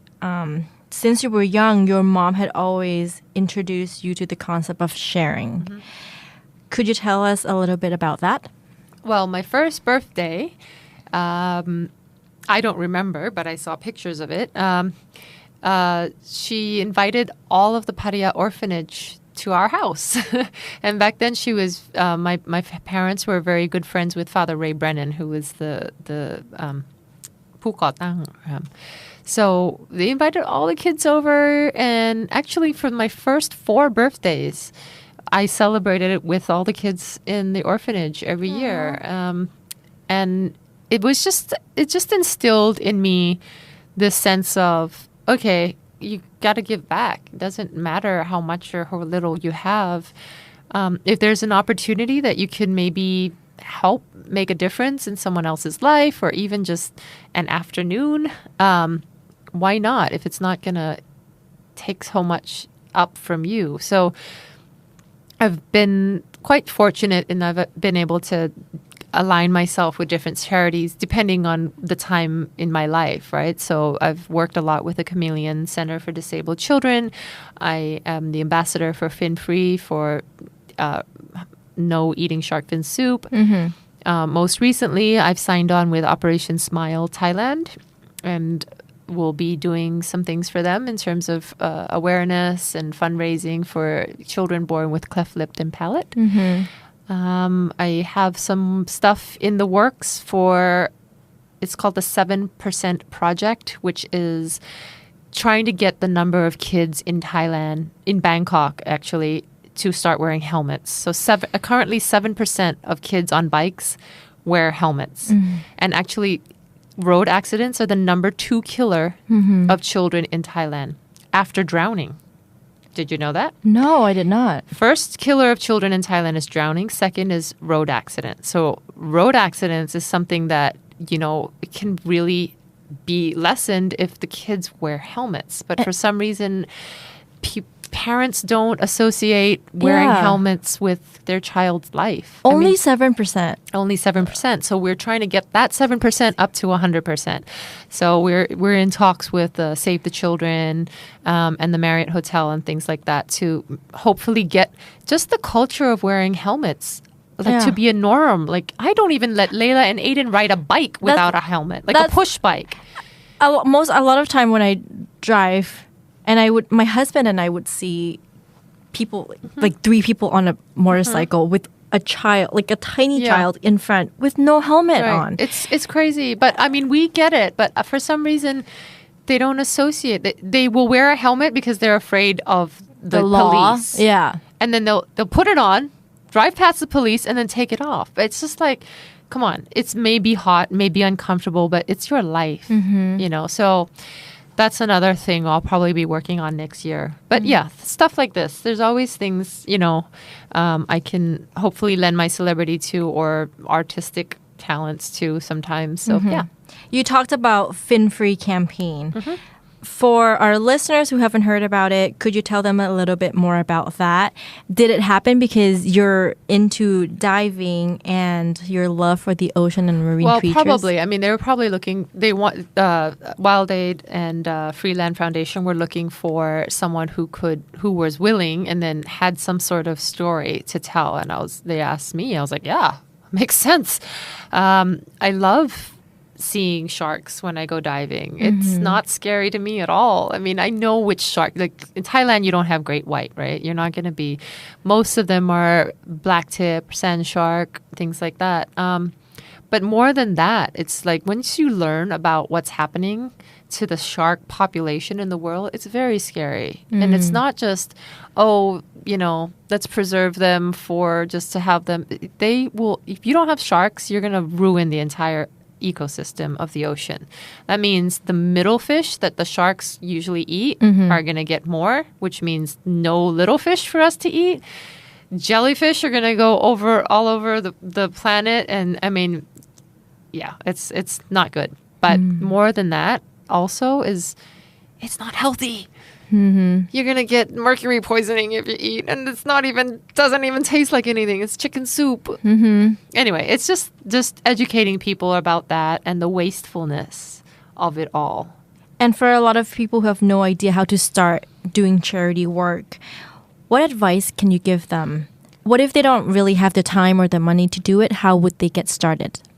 I think, let's say, you know, how much time does it take to post something on Instagram? How much time does it take to share a story? Part of doing charity work is also creating awareness. So you don't have time to volunteer. I don't have time to volunteer, but there could be one day or some project that you could at least get involved in if you wanted to. If you're in school, you know, you have resource and access to all your school friends.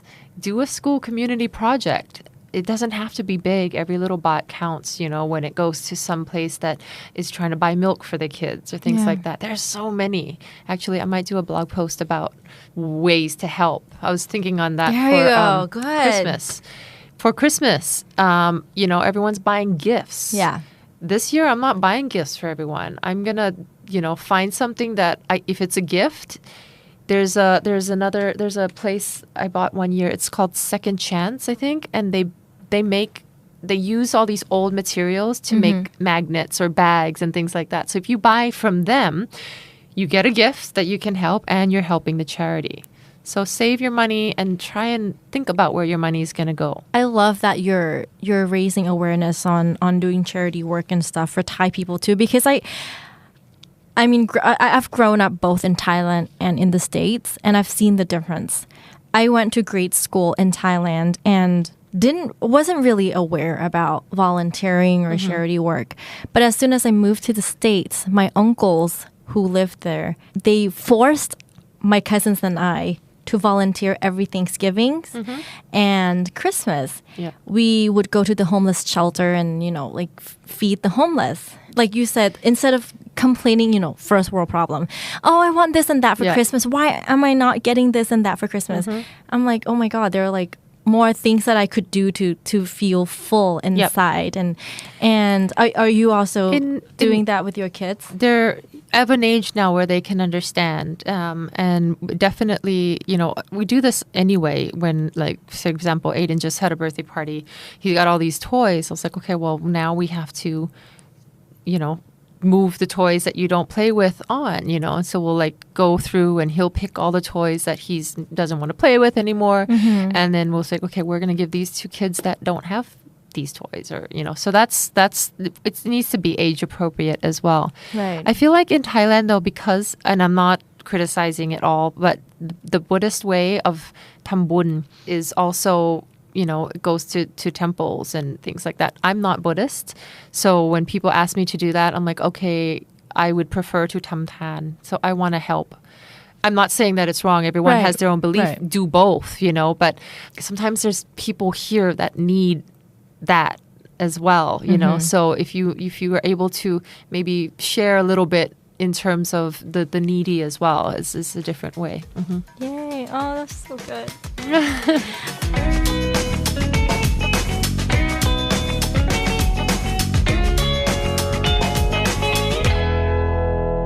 Our next section is called What's Your Take On? So I'm going to give you 3 topics to choose from. Okay. And you're going to voice your opinion on it. The first topic is on the Face Thailand. And the second topic is self-driving cars. The third topic is on universal basic income. Which one do you want to choose? How go with self-driving cars? Okay. So if there was one available, would you drive it? Oh, I obviously wouldn't be driving it. Would you use it? Would you utilize it? I'm a bit... Again, like I said, I'm very hands-on. I'd probably be like trying to grip. Do they even have steering wheels? I don't know. Or there are buttons? I would be... There are steering wheels, right? I would be freaking out. I'd be like, go. You would have your hands next to the wheel. It's like, when you're a backseat driver? Like, I'm a total backseat driver. I would be in the driver's seat still trying to be like, ah! I would I probably have to really like take my time to get used to it. Yeah. I don't know. But how does that work? If you're not driving, but other people are driving, how do you control that? Do they have bumpers, like sensors? Like probably sensors. I would imagine there are like sensors. Okay, self-driving cars are not going to happen in Thailand for at least another 2 decades. That's my prediction. It ain't going to happen. You have the motorcycle like, yeah. Seriously, I think self-driving cars that would work in elsewhere. If they come to Thailand, it's like ปราบเซียน Yeah. มาเมืองไทยก็คงแบบ like first moment they got onto like the main street. No. Motorcycle ซาเล้งมาก็คือแบบไปแล้วอะ จบ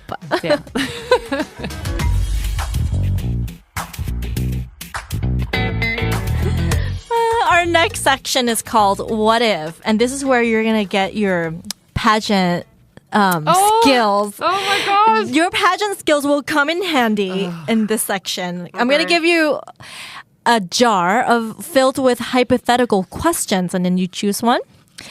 And we shall discuss it. Dun, dun, dun. Thank you for the question. Your question is, if you were allowed to eat only 3 things or dishes for the rest of your life, starting next meal, what would you choose? สมมุติให้เลือกกินอาหารได้เพียง3อย่างไปตลอดชีวิตนับจากนี้มื้อหน้าเลยจะเลือกอะไรบ้างคะอาหารคือไม่น้ำไม่เกี่ยวใช่ไหม not water no just like meals okay. Meals or like food in general wait hold on let's see because there's like food and then there's meals okay well it could be or things or dishes okay the first is avocado on toast with Vegemite. Ooh, that's what anything like avocado on toast. I love avocado toast. The second one would be fresh blueberries. And then the third, for the rest of your life, you're going to need some protein. How about salmon? Just like simple, like maybe teriyaki glazed salmon. Yeah. On brown rice. Oh, yay! So you have everything complete. Right? You got your antioxidants. Yeah. You got your good fat and like good fat. your carbs, your good carbs. Cool. Oh, perfect.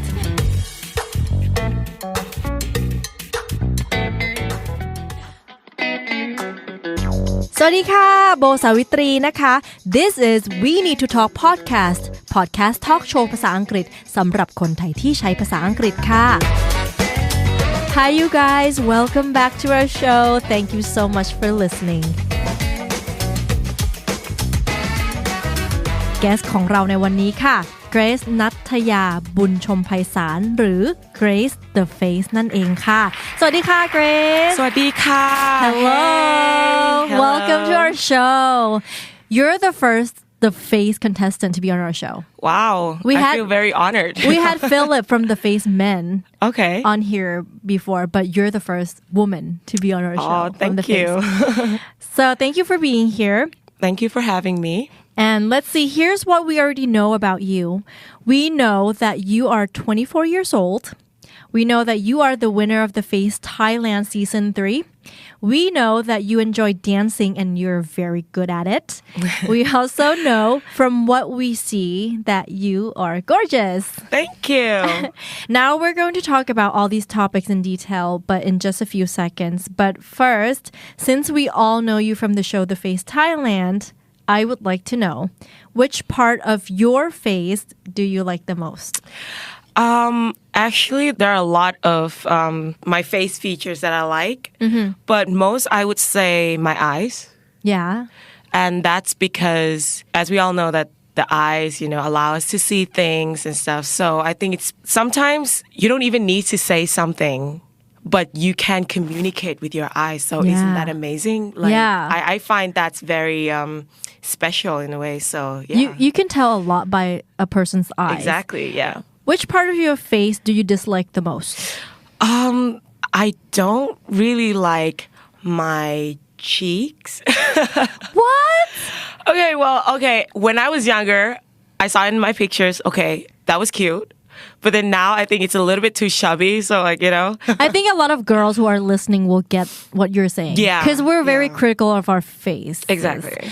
And when we take pictures, the first thing we go, oh my God, หน้าใหญ่มากเลย ใช่ That's the first thing we say is that our faces are so big. I actually get I got a lot of comments about my cheeks. It's like, อมอะไรไว้อยู่หรือเปล่าคะ I'm like, no, that's no. But okay, yeah, that's probably the part that I'm most insecure about my I'm the same way, and a lot of people tells me that.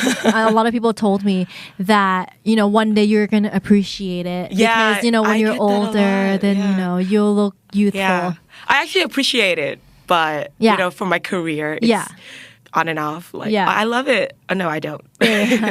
I get you. Who do you think has the most beautiful face you've ever seen?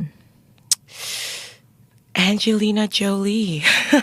Yeah. Right? I mean... Her structure is just perfect. Her structure is just amazing, stand out. And she's forever beautiful. I don't know how to actually put that into words because she's really beautiful. Yeah. Who do you think has the most handsome face you've ever seen? That's actually a really hard question because I actually have so many people in my mind. You can name a few. A few? Well, that's going to take the whole day. No, I'm just joking. I like Channing Tatum. Ah, yes. Look at you. She's like, yes. My voice changed. Sorry, husband. Channing Tatum and I'd say Brad Pitt and many more. Okay, so to start things off, let's go to the place where we all go to when we want to learn about someone.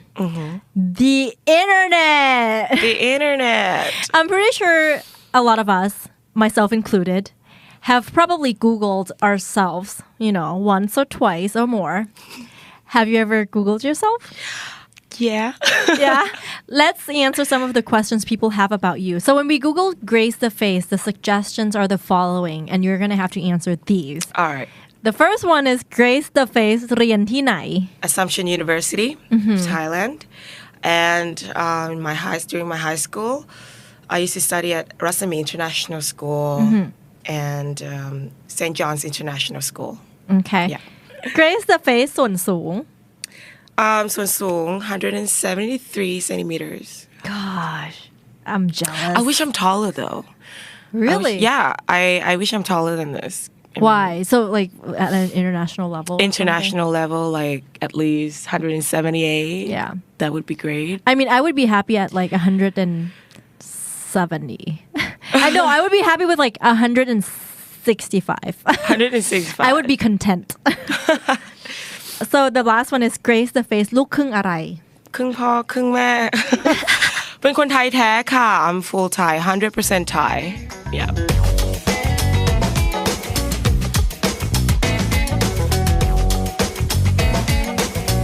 All right now let's time travel back to your childhood okay Tell us about little Grace what were you like as a child very shy and quiet kind of girl back then but as I grow up things change all the time so I was actually a very active I was very sporty and I like to do a lot of activities I started to dance since I was 4 years old like What? Thai dancing that was first and ballet jazz dance hip hop contemporary Latin Dang you do Latin yeah Oh my yeah God, I that's my used to and I would say that's my favorite Yeah. that's my favorite type I tried a lot but I would say Latin is like my favorite because it's so free like salsa for example Yes I love salsa rumba it's so free and the type of music it's fun Sexy. it's sexy so it's sexy. exotic it's I don't know it's a lot of flavors inside so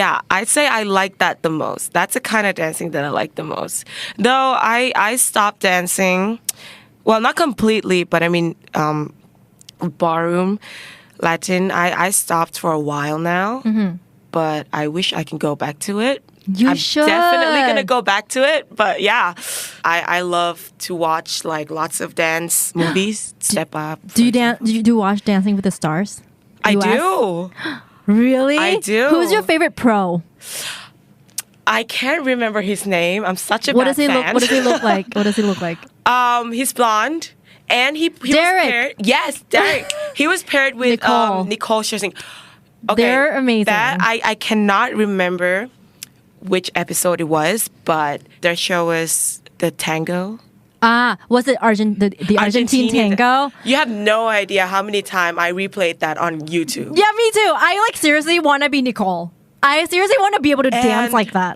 I tried to do Yeah? that in front of the mirror and I tripped so many times you have no idea but that's like my inner happiness Yeah oh my God I want that's to what see I you do dance yeah I love to dance so I don't have limitations of the type Yeah but you do it all I do it all Did you used to do it competitively I was about to because when I used to grow up in Phuket I grew up in Phuket for 8 years Yeah and every day after school I would just train for like hours Yeah and I never feel tired for that because I love it so much and I was almost at that point where I was going to get into a competition and because I moved back to Bangkok because of study Yeah and that kind of took over my time a lot and so yeah I actually kind of sad if I could turn back time I would continue but yeah Tell us about your family Do you have any siblings yeah I do I have 2 little brothers Aww. well they're not little anymore but yeah I still consider them little they're all very talented as well because we grew up my dad he was a musician he was a guitarist before and since we were young we used to just enjoy playing a lot of instruments inspired by our dads for sure we actually have a lot of instruments at home What do you play I used to play piano but I can't anymore which is sad it's really sad but I used to be able to play piano I used to take classes my brothers they can play a lot of instruments like drums guitar saxophone clarinet Wow so many Wow so we used to, when we were young we used to like have a little band like at a home jam session yeah exactly like every day after school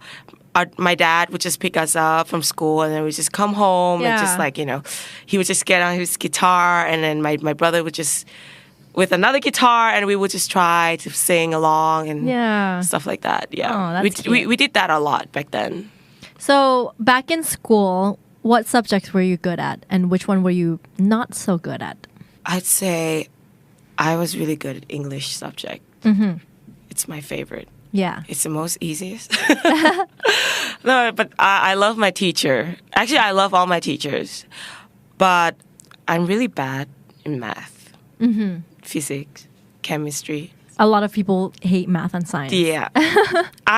It took me a long time to actually pass the exam. So yeah, I went through that. It was a hard time, but yeah, I got through it. So If we were to ask your friends in high school what you were like, how do you think they would describe you? I think they would say I was a nerd. Yeah. Actually, it's funny. Actually, I actually asked them yesterday. You know, when you gather with your friends and then we just ask random questions about things. And then we came across this topic when we were in high school. And so they were like, Grace, you were a nerd. Like, full on. You were full on nerd. Like, that type with glasses and braces. That was me. That was me. But also very sporty. Yeah. Yeah. How did your dreams change as a child up until when you finished high school?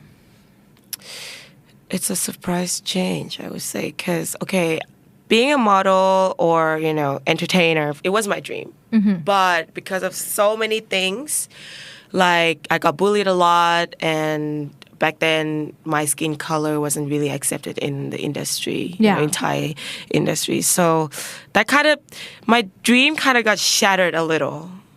But I still continue to, you know, do a lot of activities like dancing, singing, and watch a lot of modeling shows. America's Next Top Model, for example. It changed a lot. It in a surprisingly unexpected way. But I would say dream came true. Yeah. And you totally went all the way and won it. That's also unexpected. Speaking of the phase, let's talk about your season 3. It was such a fun season. It was filled with dramas with both the contestants and the mentors. Oh, yeah. So besides the moment you were announced the winner, what was the most memorable moment during the competition? It was the first episode when I got chosen. Yeah. Because I never thought that anyone would, you know, choose me to be part of the show. Yeah. And actually, that moment, I was like, I thought to myself that, okay, you made it this far, you made it to this round. If nobody chooses you, it will be fine, but at least you made it this far. So that's what I taught myself. And then, surprisingly, P. Masha, she chose me, and that's the most, you know, memorable moment in my life, I would say, not just the show, but my life. Because at that point, it was the life-changing point. Yeah. So how could I forget that, right? It's wow. And a lot of people actually didn't expect that to happen, because after I got chosen, a lot of comments were like, "Oh my God, how could she get in? What was P. Masha thinking?" You know, and then bam, I'm gonna show you what's happening right now. Yes, so I'm gonna prove it all, okay? See, and like you said, you know, like around episode 9, there started to be talks of, you know, you were considered a real contender in this competition.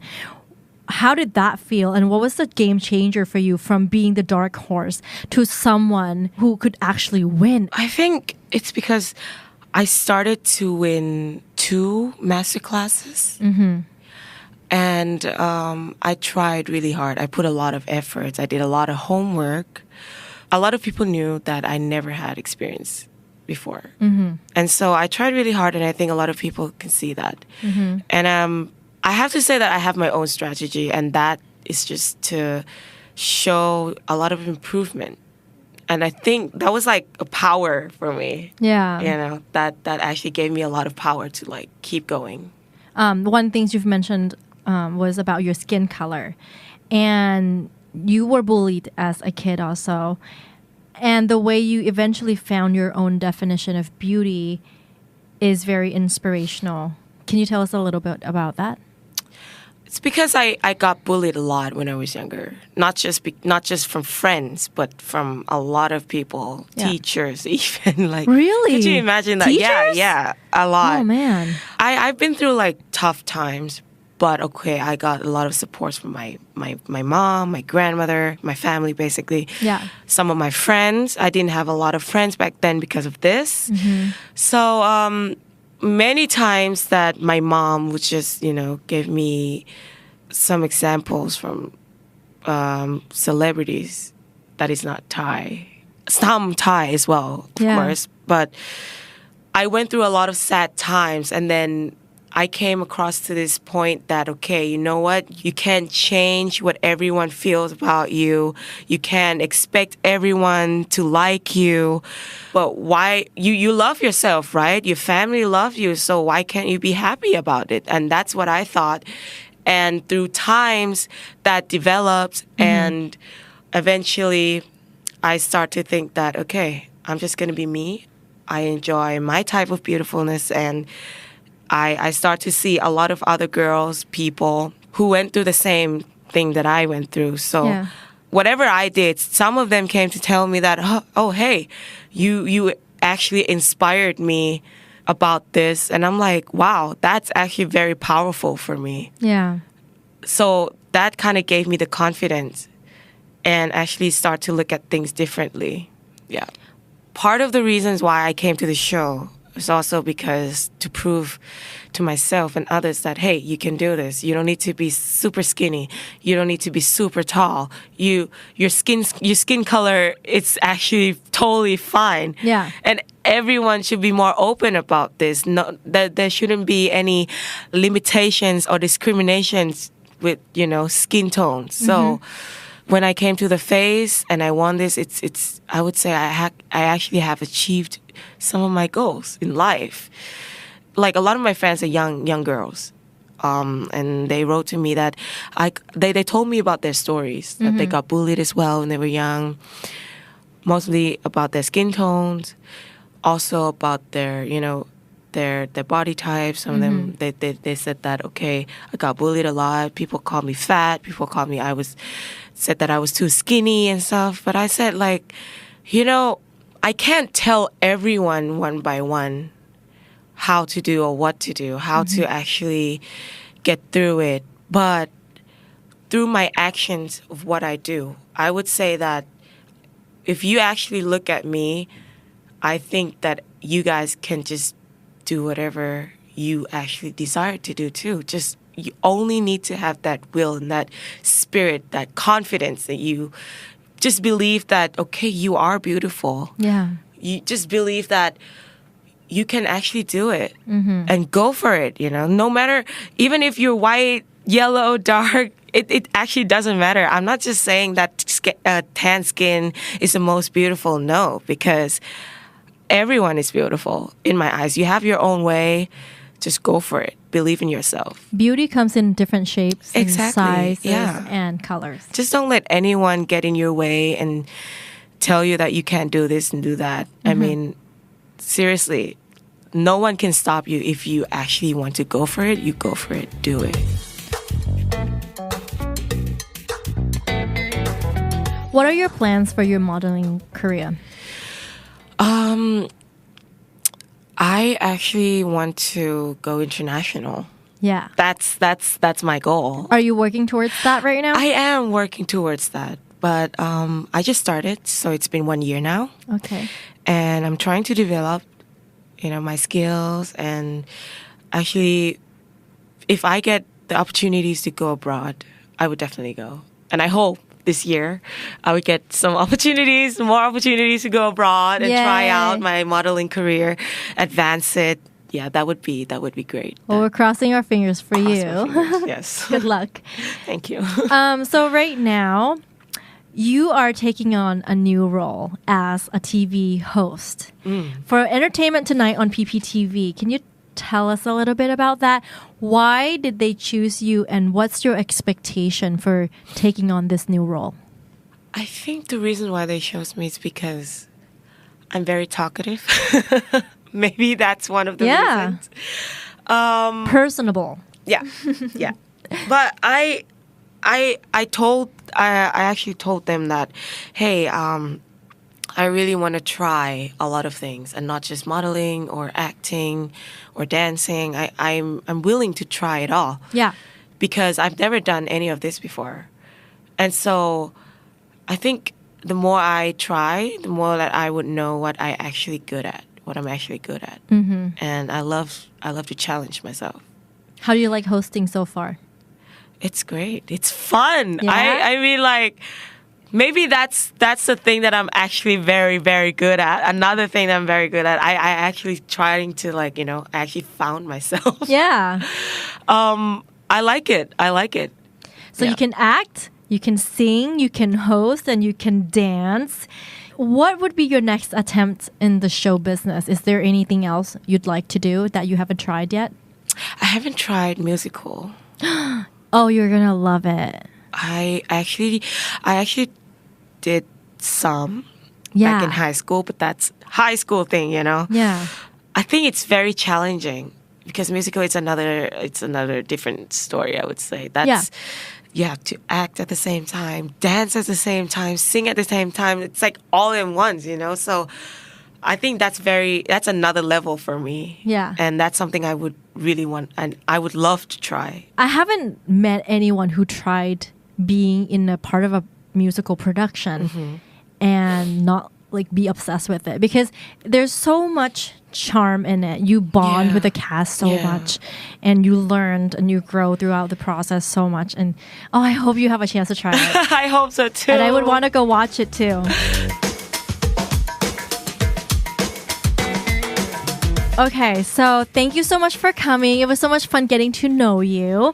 But that's not all because next week we're going to get to know you even more. Yay. By playing all these fun games that we have in store. And of course, we like to invite all of you listeners to play along with us. So please next Wednesday, join us on We Need to Talk at the Standard Podcast. และถ้ารู้ว่าเพื่อนคนไหนรักภาษาอังกฤษชอบฟังภาษาอังกฤษและเรื่องราวที่น่าสนใจของเซเลบหลากหลายฝากแชร์เอพิโซดนี้ให้เขาฟังด้วยนะคะ This is Bo Savitri วันนี้ลาไปก่อนนะคะสวัสดีค่ะสวัสดีค่ะโบสาวิตรีนะคะ This is We Need to Talk Podcast Talk Show ภาษาอังกฤษสำหรับคนไทยที่ใช้ภาษาอังกฤษค่ะHi, you guys. Welcome back to our show. Thank you so much for listening. Still here with us this week, the winner of the Face Thailand Season 3 and the host of Entertainment Tonight on PPTV, Grace นัทยาบุญชมไพศาลค่ะ Hello, Grace. Welcome back. Hey. Woo. Happy to be back. Yes. For this edition of We Need to Talk, เราจะมาเล่นเกมสนุกๆกันใน We Need to Play. Are you ready? Oh yeah. Let's do it.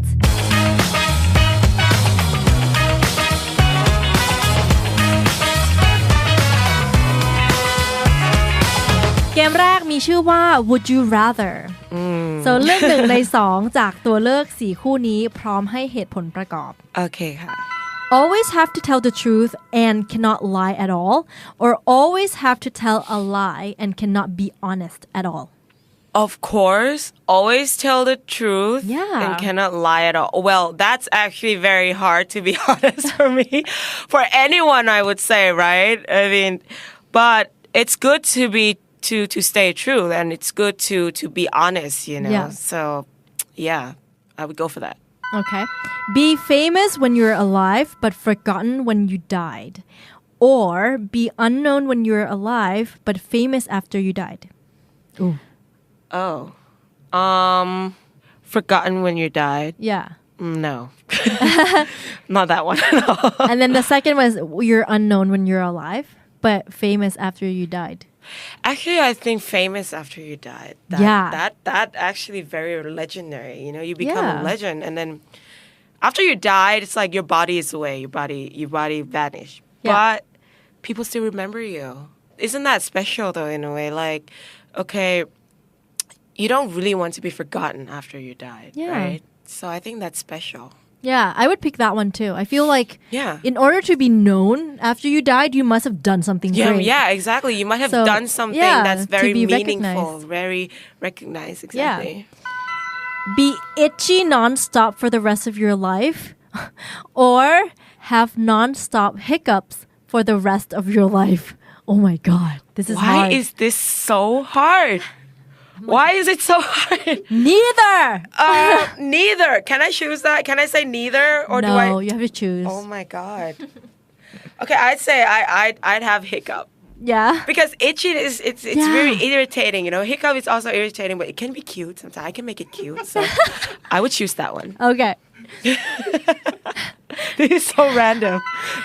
Know when you're gonna die or know how you're gonna die. So, okay, if I go with know how I'm gonna die, maybe I can plan how I'm gonna die. Right? I don't know, but I'll go with that. Because if I know when I'm gonna die, I think it's a little, I think that's too sad. That's just way too sad. Yeah. That's just way too sad. All right, our next game is called Finish the Sentence. จบประโยคต่อไปนี้ในแบบของคุณ ข้อไหนยังคิดไม่ออกบอกผ่านไปก่อน แล้วค่อยวนกลับมาตอบตอนไหนก็ได้ โอเคค่ะ มีเวลาทั้งหมด90วินาทีในการตอบคำถามทั้งหมด5ข้อนะคะ นี่คือ master class Yes. Okay. Number 1. I wish people would stop. I wish people would stop bullying each other. Good one. Going to the movies by myself is something Going to the movie alone is something I have done many times. Every time someone tells me how pretty I am. I get shy. Yeah. Really shy. One of my exes broke up with me because. Okay, this is really hard. One of my exes broke up with me because I was too fabulous and he couldn't handle it. That's right. That's right. This year, I will not. I will not curse a lot. Oh, okay. On the scale of 1 to 10. That's the name of the game. 1 being not at all and 10 being extremely. Okay. Okay. How easy is it for you to be aggravated to be screaming at someone in anger? 1 to 10, right? Yeah. 5? Okay. How easy do you fall asleep at night? 3. Really? Yeah. How necessary is your handbag to you? 8. How much of a picky eater are you? Oh, not really. I go with 2. I eat anything. Me too. How often do things turn out the way you predicted them in general? I'd say 6. All right, our next game is called the Rapid Fire Question. Rapid fire question. ข้อสอบเริ่มค่ะ Who is your favorite superhero of all time? My favorite superhero of all time is Catwoman. Oh, she kicks ass. Oh, yeah. And she is sexy as hell. What do you think your brothers are doing right this minute? I think, well, one of them must be playing games. One of them must be singing, I guess. Who was your first celebrity crush? My first celebrity crush is Channing Tatum. Yeah. He was your first celebrity crush? Oh my god. I feel in love with old. him. Because he came out when I'm like a teenager. Or like, I'm like an adult. I was in love with him and I'm still in love with him. Yeah. Explain the meaning of the word supermodel in English to a 4-year-old. To a 4-year-old. Yes. Supermodel is fabulous. Yeah. Fabulous. Fabulous. Pretend something is super funny and fake laugh now.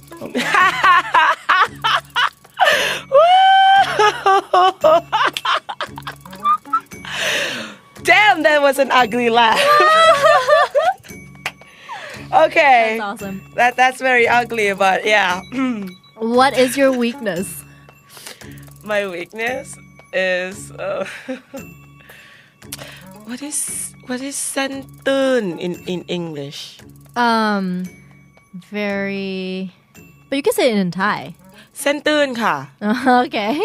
Like I literally Really? like just anytime, when someone said be serious, Grace, like I always crack. Like And those are the hardest. those are the hardest. Yeah, it's like be serious. I'm like. Okay. Yeah, exactly. And something that is not even funny, I would just laugh. And then people would be like, why are you even laughing? Make the sound you would make when you miss a lotto's winning ticket by only one number. Ooh. The sound that I would make. Yeah. That sounds like it comes from, like a horror movie instead of... Can I actually redo that? Yes. Like, I wouldn't, that's just way... No, I would do it again. Okay. Do it again. Oh my God. Yeah, okay, I would go with the first one. I go with the first one. Oh my God, you're funny. Oh, no, it actually sounded like, like on radio stations, they have sound saved and they use it, like... Okay, that would be... That actually can be my next talent. Yeah. And it sounded like, like on Halloween, like sound effect. It's like a scream. It's like that. Like that was perfect. All that right. was perfect. So you can hire me to record that for Newfound talent. Another talent I just discovered today. When you open your bedroom door, this is the first thing that you see. The first thing that I see is my ugly towel. Really? That's the first thing you see? Yeah. I really have to change that. Yeah. Spell the word ignore, then use it in a sentence. Okay. IGNORE. Never ignore a woman with red lips. Isn't that true though? You can't ignore that. Yeah. Like, it's a very... It's a bold statement. Exactly. Yeah. All right, our next game is called Have I Ever? This game always got me. Like, so you're going to ask me all these questions. Okay. And I'm going to have to guess whether or not you've done these. All right. And then you'll explain each one if I answered it correctly or not. Okay. Okay, go. Have I ever seen a ghost? No. You have? Yeah. Really? Yes. When, where, how? Okay. I was driving and it was during the daytime. Yeah. I was driving on a motorway and all of a sudden it was actually very weird and scary because it was during the daytime. The sun was shining like really bright. Yeah. And all of a sudden I saw like two men were on, just holding on the car in front of me. Yeah. Actually two. What? Yeah, I know, right? Like holding on to the back of the Holding car? on to the back of the car. One was on the back and the other was on the side. And yeah. And clearly it was like they were not looking good at all. They were looking like the shirt were ripped off and stuff like that. Actually, that was not once. And another time was actually my house. I was packing to actually leave.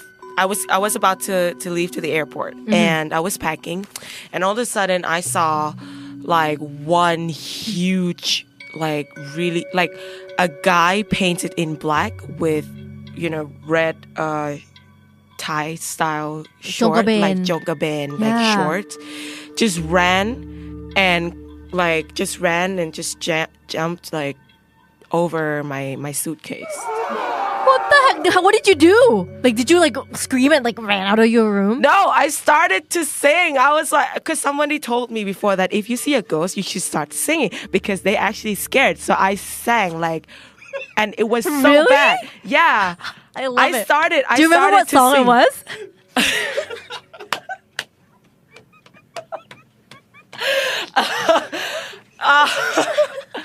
I don't really want to, No, but I tried to sing. And I don't really remember, but I remember that I sang really badly.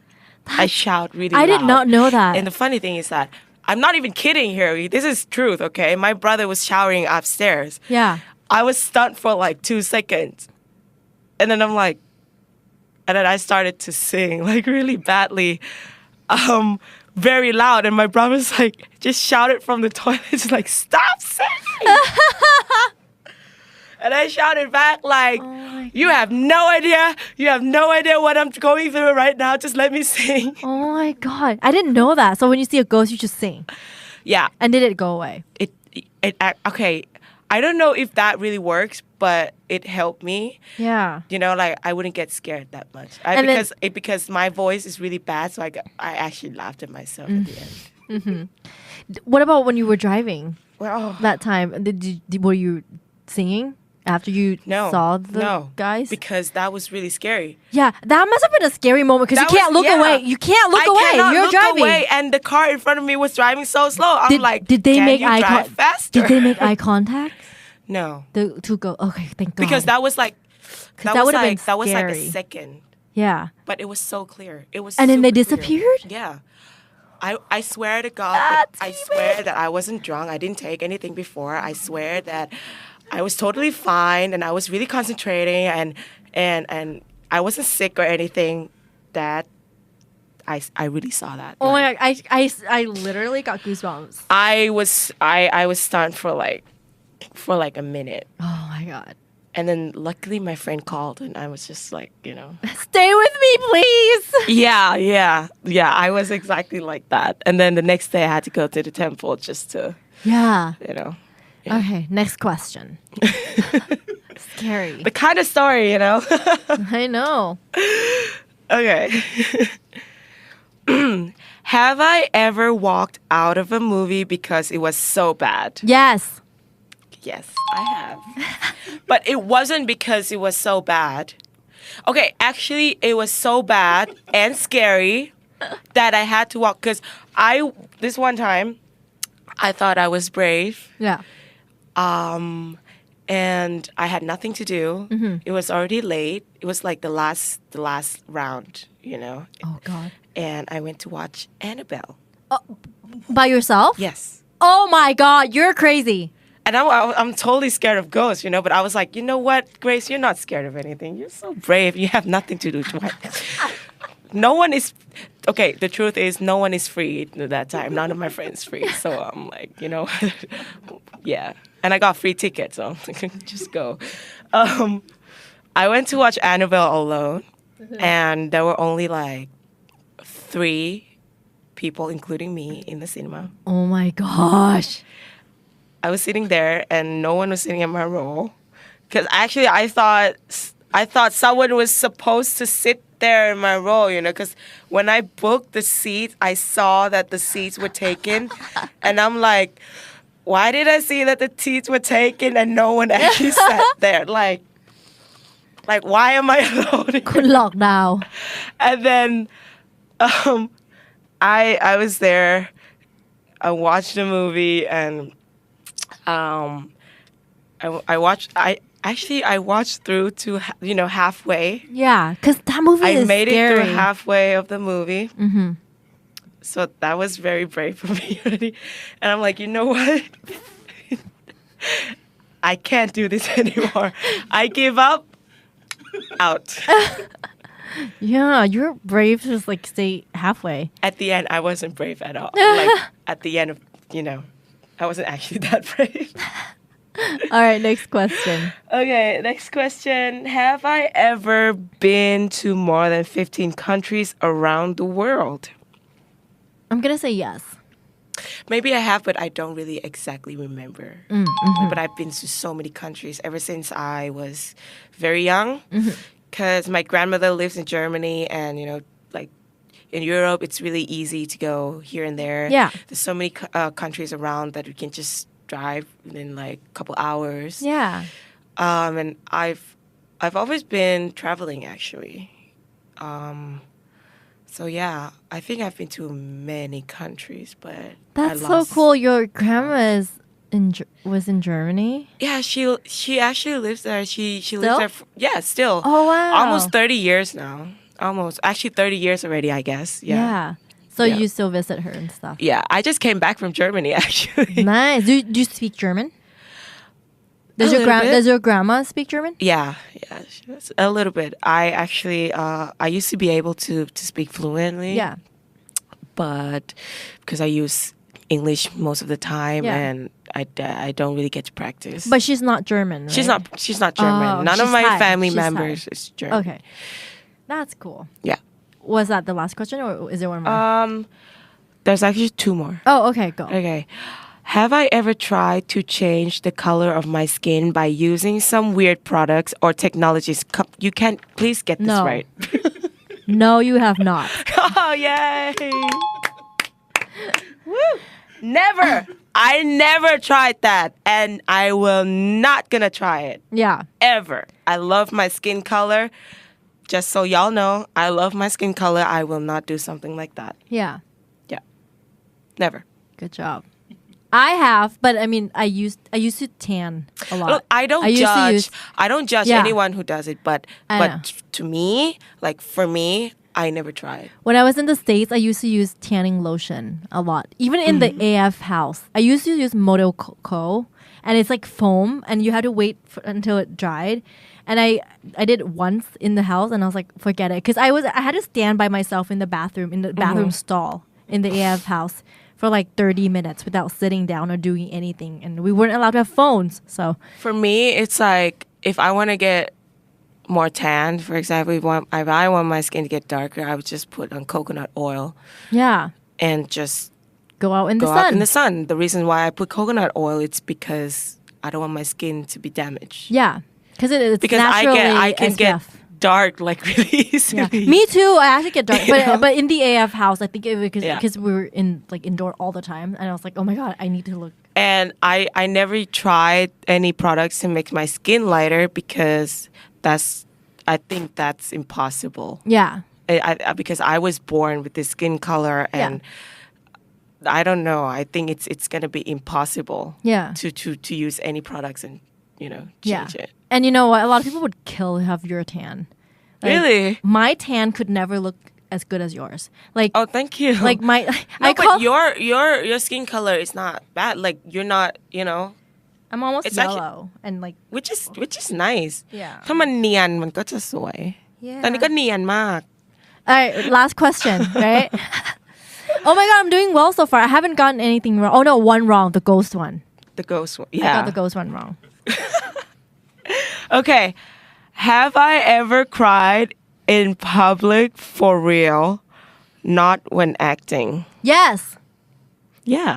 Yeah. It was out everywhere in the television. I figured. You can just go on YouTube. Yeah. The moment during the phase, I couldn't stop crying. I swear, I was crying like a baby. How much more public could you get? Oh, It's on my YouTube. God. I was like, I never thought I would cry that hard. Like, and my mentor was like, Grace, stop crying already. Like, I cried for hours, I remember I stood there for 2 hours and I was crying the whole time. Oh my god. Yeah. And I think it was too much. That my mentors were like, why do you have to cry that much? Stop crying already. And no, I think it's like the competition is like very stressful. Oh yeah. And yeah. so like it was it's overwhelmed. Yeah, so it's you would be very emotional during that time. Yeah.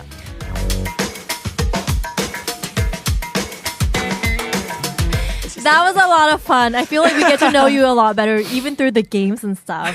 So thank you so much for joining us. Thank you so much for having me here. Yay. I really enjoyed everything and the questions, the games, so much fun. And I hope you guys enjoyed it too. Yeah, I'm sure they did. Thank you. Thank you. ขอบคุณค่ะ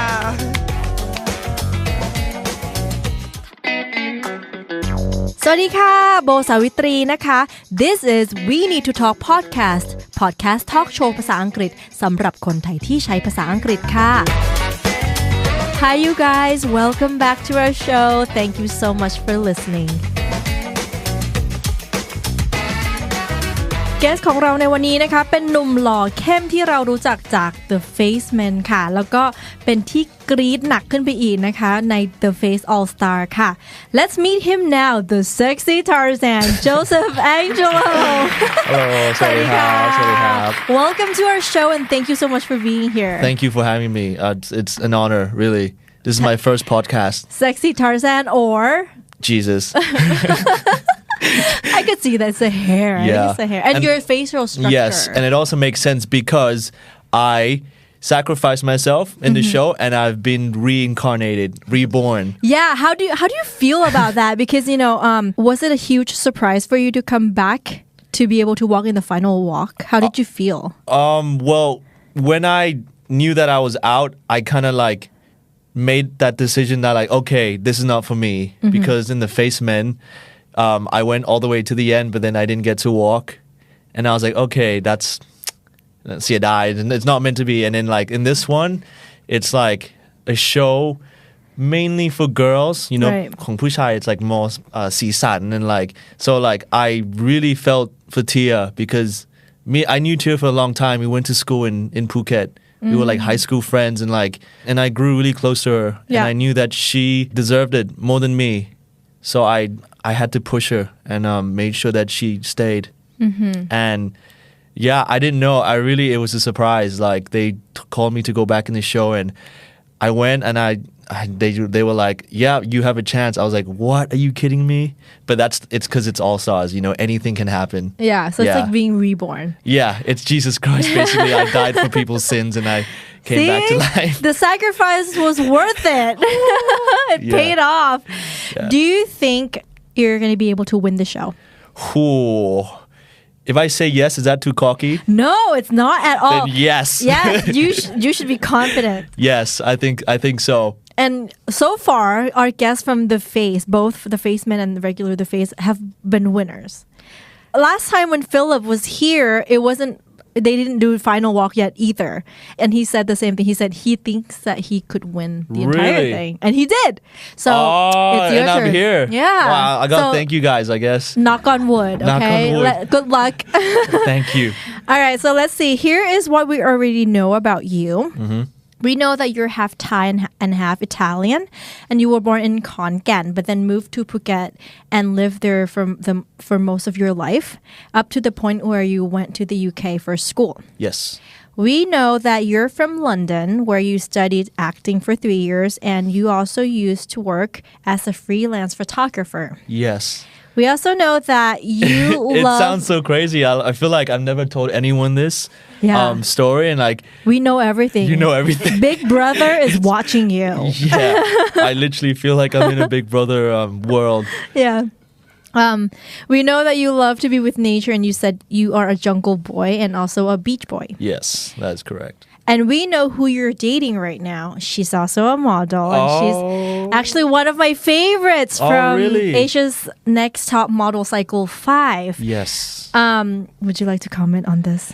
Yes, I can make a few comments. I hope she's okay with that. I love her. Can you tell her that if she Dorothy, if you're listening? Oh, can I say her name? Yeah. Do we have to beep it out?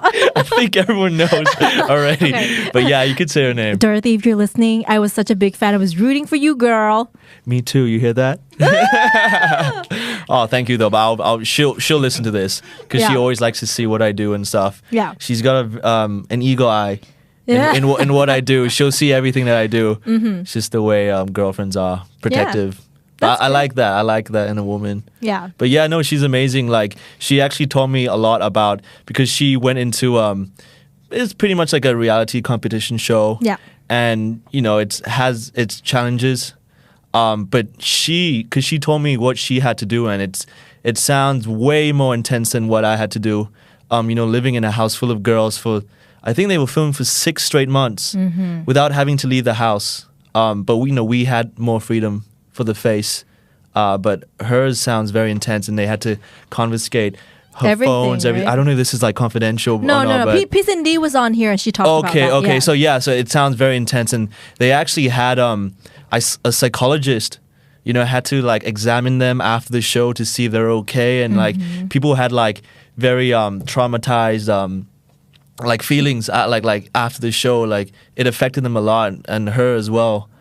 Yeah, because unlike Thailand, the show in Asia, like you have Philippines watching it, Malaysia, Indonesia, as well as Thailand, and like the fans are crazy. They're so much more crazier than Thailand. Thailand people geng jai, they like they're very respect like respectful and polite. Right. But the fans in like Philippines or Malaysia, this is I was told like they will run up to you and like grab your shirt and like they don't care about your personal space and the stuff they say is very hurtful. But like the difference in here is that like, but I being with her, she's taught me a lot. Yeah. Aww. So it's nice. Yeah, I'll bet she's smiling right now. All right, so first of all, we need to talk about your mom. My mom? Yes, What do you want to know about my mom? That's how it all started. Yes. Because from the birth giver. The birth giver. I call her that. Because from what I've heard, you didn't really enter the face men yourself. It was your mom who actually signed you up without your knowledge, right? Yes, she did. That sneaky woman. I swear to God.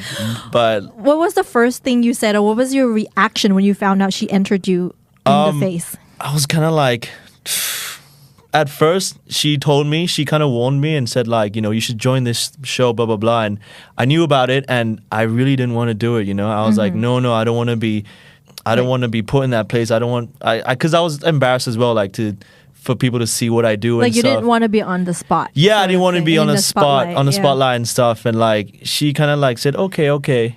And then she did it. Then she did it anyway. And like, I kind of accepted it because the background that I did was like acting and performing arts. And I thought to myself, I was like, okay, I am Thai.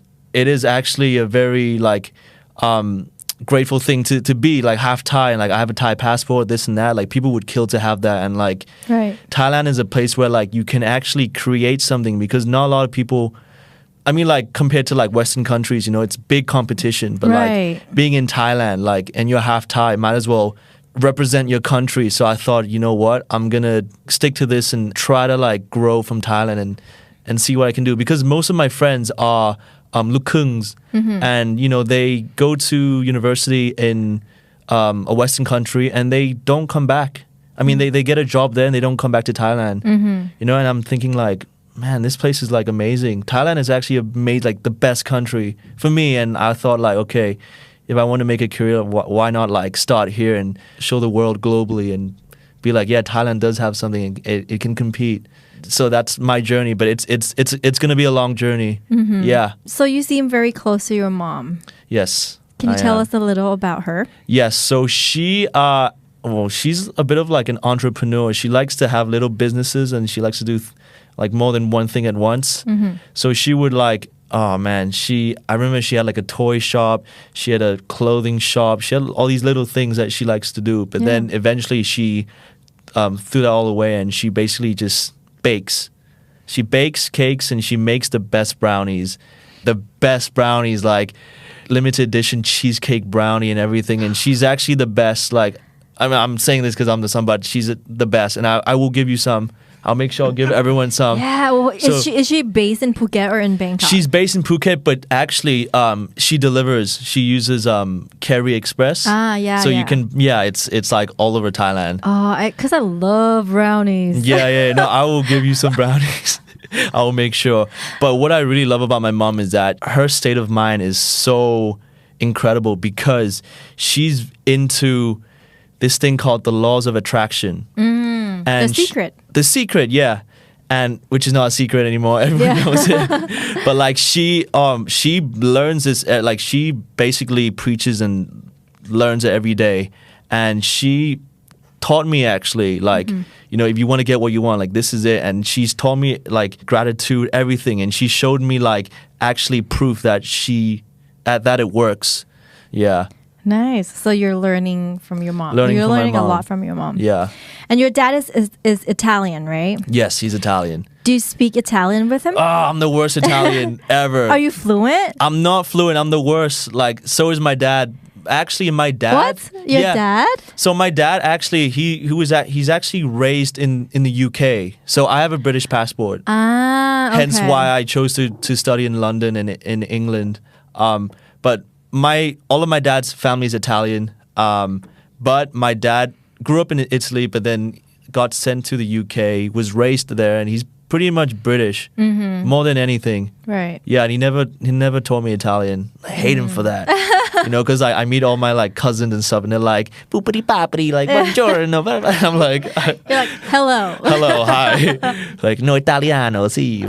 So yeah. Oh, that was pretty good. I love how when you. Oh, I wish our listeners could see him right now because you were doing the hand thing. Yeah, it's the hand. It's very Italian. Yes. If you do it, it feels Italian. Yeah, and It's like and I grew up in America, and that's like we had our teachers in high school who had like we have a lot of Italians in our town. Okay. And he's like.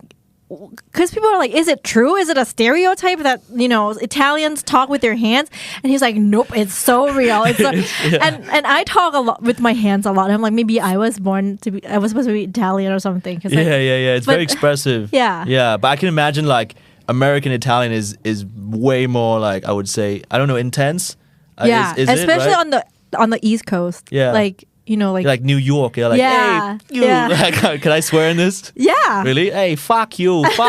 Like, hot dog, coffee, bologna. I don't know. I've never been to the States, actually. It's my dream to go to the United States. And I love, like, American, like Native American culture. I really love it. I'm, like, inspired by it. My biggest influences is, like, Native America as well. Aww. Yeah. As you can tell from the way I look. That's cool, though. Yeah. I mean, you should take a trip there. We'll do. I'm just kind of like, I don't know if I should go to America at this moment. It seems a bit dodgy. I don't know, but we'll see. Let me in with open arms. That's like is that a British thing or is that like an Australian thing? Yeah, that's a good question. I think it is. It's British. It's international schools. People they say it. What does dodgy. it mean? It's kind of like skeptical. It's kind of like something's not right about it. Like you want to dodge it. Yeah. Like dodgy is more like if you kind of like he's suspicious. Something about him isn't right. Not kind of like awkward, but more like if you see a guy like with a big coat. Yeah. Or he's like hiding something. Like he looks dodgy. I guess it is pretty Australian. You know what?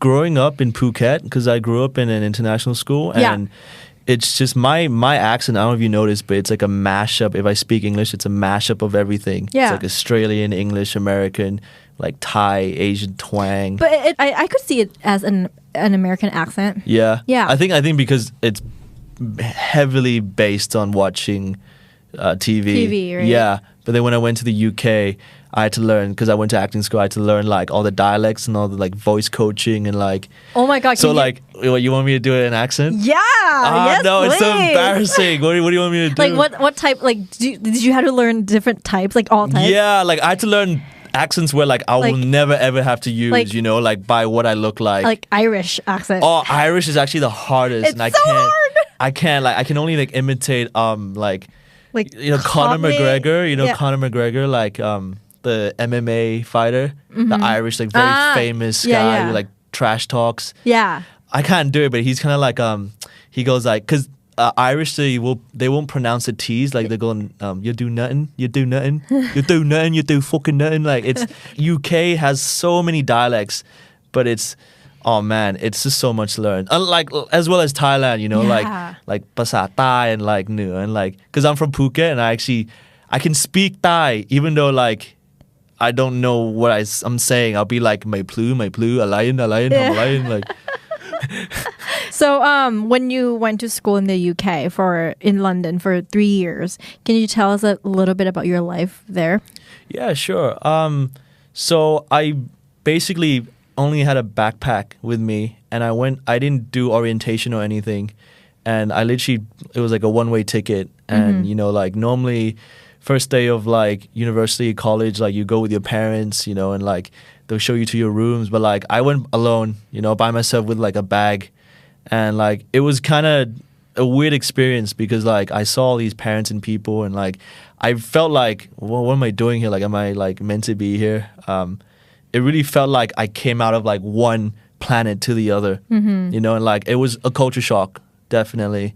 And they put me in like a dorm, but like straight away, like people were so nice, like the people there, people who in the same course, because I noticed that like all the actors, like potential actors, people who study drama, they're very I would say that they're like the geeks of high school. They're like the people who didn't really had like a lot of friends or cool people, but then like they kind of like shine later on because you know they're not introverts, but they're more like they're like the losers of high school. I wouldn't say I was a loser. I mean, I was like both sides. I was in a football team and everything, but like I was a big geek. And then when we were all together, you know, like we all had so much in common.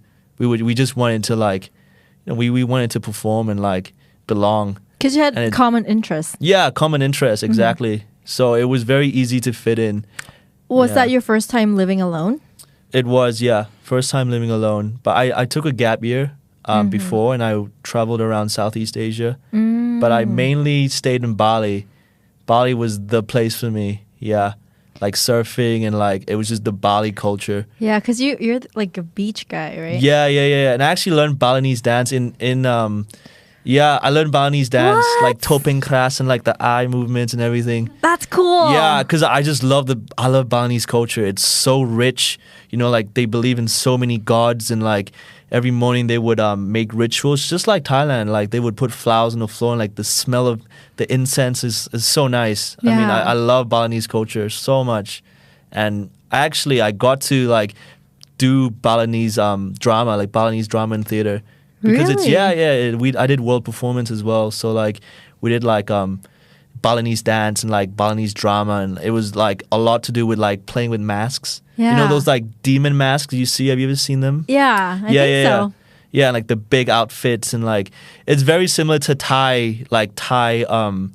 Thai right? corn, you know, like the Hanuman and Yeah. like very similar. It's almost the same. But yeah. But I don't know why I never did like Thai. I never did Thai puppetry or anything. It was more Balinese. I just kind of drew me. So you learned there while you were traveling? I did learn a bit, yeah. But then when I went to drama The school UK. in the UK, it was more like Emphasizing Yeah. it. Yeah. That's so cool. Oh, and we did so much more. Like this school we went to was amazing. Like we learned so much. We did clowning. We did like political theater. We did physical theater. We did like kind of like, you know, those silk aerial things. Yeah. I wasn't good at that though, but like we learned everything. We pretty much touched base on everything. Not just like acting, like screen acting. It was more like Performing. Yeah. Yeah, that's Yeah, so it cool. was really good. Did you miss Phuket? Because obviously so much. the weather in the UK is different and there's no shit. beautiful beaches. No, Phuket is like amazing. I really took it for granted when I left. I think Phuket though has changed a lot. I've lived there for almost 20 years and Phuket has changed. Like the 10 years, I don't know if it's ever going to be the same, but I wouldn't say it would be, but it was a lot better back then. Just now it's very like commercialized and this Very and touristy, right? Very touristy. But then like if you've lived, you know, there for like over 10 years, you do know all the secret spots and like, yeah, it still feels like home. All the local stuff. All the locals, yeah, locals only. Yeah. So eventually you came back to Thailand. Yes. Was your mom the one who told you to come back here or was it your decision? It was my own decision because I was actually I was doing part-time job as a bartender, like a cocktail. I was making loads of cocktails and at the same time I was signed to an agency. But I never actually did like acting. It was more just commercial jobs. This was in the UK, This is in the UK, Okay. yeah. And I just felt like this is like, you know, life as a working actor. It's tough. Yeah. Really tough, especially living in London, you know, and you're like, and I just kept thinking about Thailand. And I was like, you know what? Like, I want to make my own stuff. Like people doing it nowadays. Like I'm so tired of like working for people. And like, this is what I was thinking before I went. And I was like, you know what? I'm going to save up, buy myself a camera and just start making my own. And then that's what I did. Yeah. And I came back and I waited for the high season to come back to Thailand. And then everything, it just kicked off from there. I just started taking photos. And I never knew how to take photos before. It's only like natural lighting, never in a studio. It's only what I see that I like that pleases me. So like yeah, girls, like bikinis, you know, like beaches, like kind of like very aesthetic things, but like all natural, all in the moment, kind of like raw, candid. I Yeah. love that, and I started taking photos. I really got into it. Yeah. Yeah. Oh, so that's like, see, we never knew this about you. Yeah.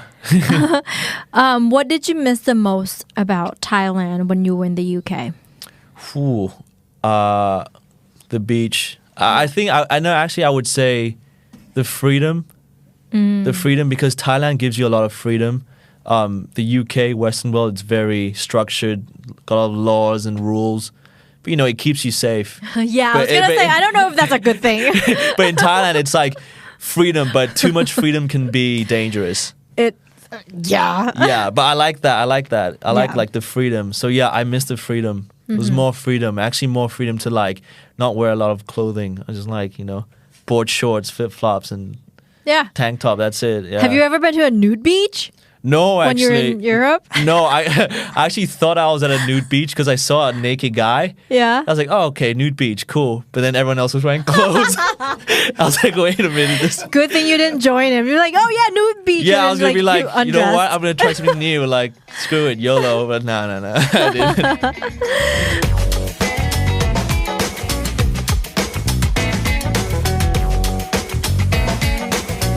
Okay, now we need to talk about what you do both for work and for fun. Okay. So, I've read in an interview that you've done with The Standard that you said one of your dreams is to star in a movie that you write and direct by yourself. Is that still a dream of yours, or has your dream changed since No, then? it still has been. I think my biggest dream is just to tell stories. Storytelling is what I love so much. You know, like and it can be in any form, like photography, video, series, short clip, music, anything, but just storytelling. Yeah. And I thought about making like a feature movie. Yeah. You know, and I really want to like kind of like based it on like real life events, because that's what you know, like the rawness comes from. Right. Like a international kid who like grew up with two cultures and like never really felt like he's at home, because you know, like going to the UK, going to a different country, I never felt like I really fit in. And then coming here back to Thailand, people see me as a foreigner. So like I do feel like a foreigner in my own home. Aww. Yeah. A lot of people experience it as well, you know, like third culture kid.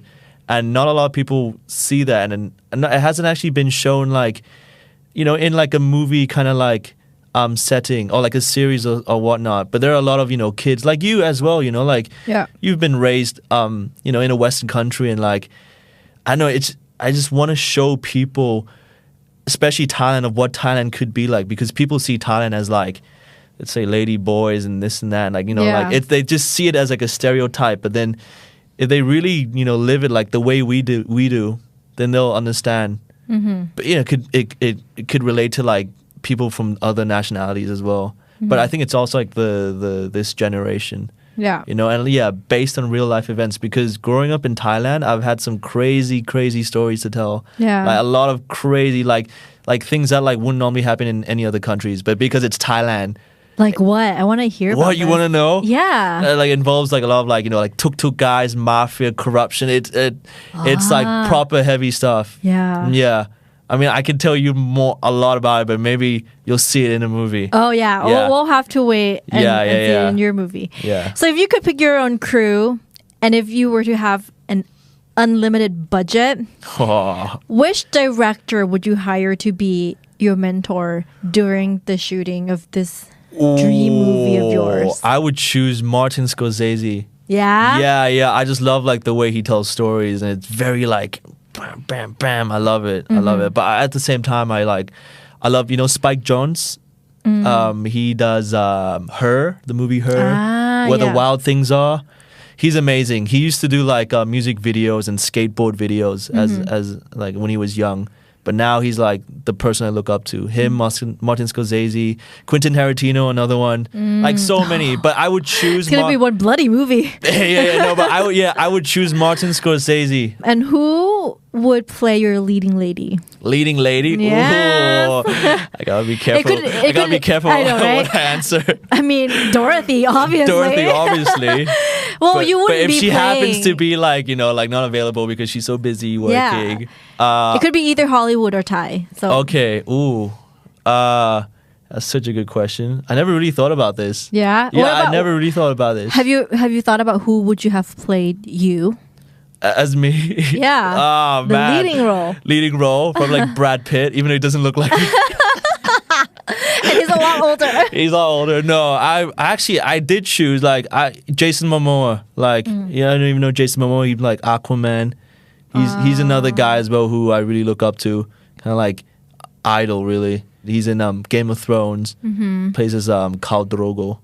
I don't watch Game You of don't watch Thrones. it? I know. I'm so lame. Everybody tells me. It's okay. I That didn't. I'm really I haven't watched it. I didn't follow the hype. But then, like only just recently, I was like, you know what? Screw it. I'm gonna watch it. See what all the fuss is about. It took me a week to watch the whole thing, and I would tell you, it's the best. It's amazing. Like I don't like. It's so good. It's so good. Everything is so detailed. Everything costume wise. Costumes are my favorite. Like everything is so detailed. Amazing. But if I had to choose a girl, okay, let's go back to this. If I had to choose a girl to play, who do I want to make out with? Let me see. Oh man.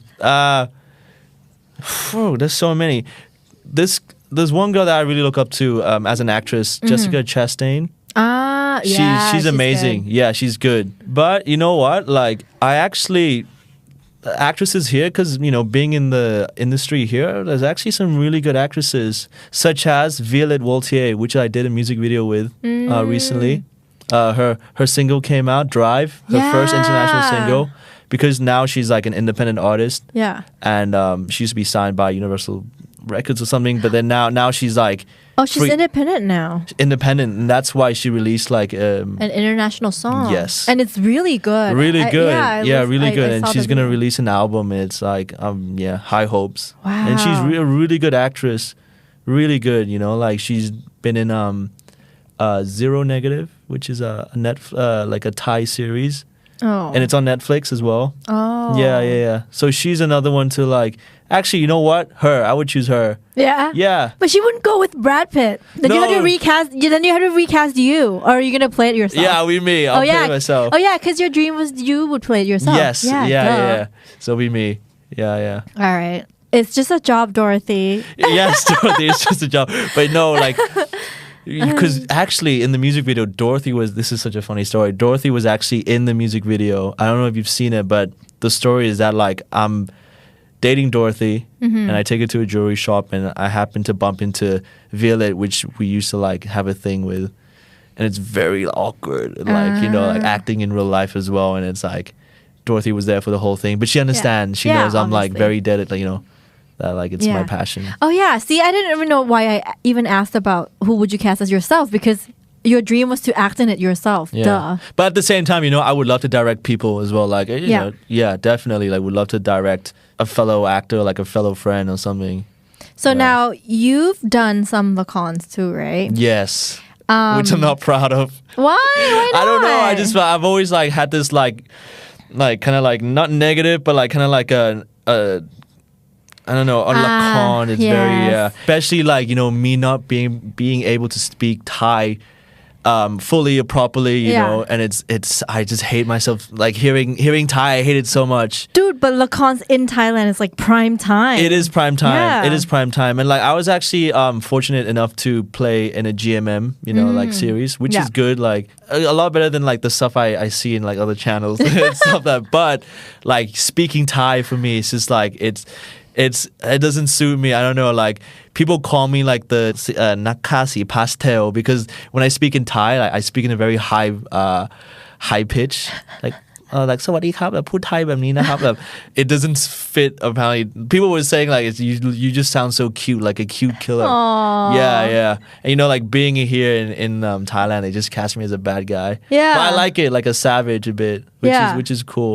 I mean, do you work on your like Thai when you're acting to make sure that the voice is lower? Yes, and I try more to. Believable? I really try to, but like the thing with like the Thai lacons and the way they work is that I don't know if it's just me, but they actually don't give you the script until on the day, and like it's not like what I used to do, like you table read before, you kind of analyze the character, you learn your lines, but like the Lacon is everything is so fast paced, because it's time is money. Yeah. So everything's like, okay, you have to say this and that, and like you don't have time to like like learn it and really like sink in. So like that's another thing I really don't like about like playing Lacon is that everything is too rushed, and like they don't really it's not attention to detail. Right. Like I mean, I don't want to like say It depends bad. on which production though. Yes, that's true. Because I've been like involved in productions where there were table reads beforehand. Yes, that is amazing. Yeah. Even like the one I did for GMM, which is now Sutai, that was really good. I had a lot of fun doing that. Yeah. Yeah.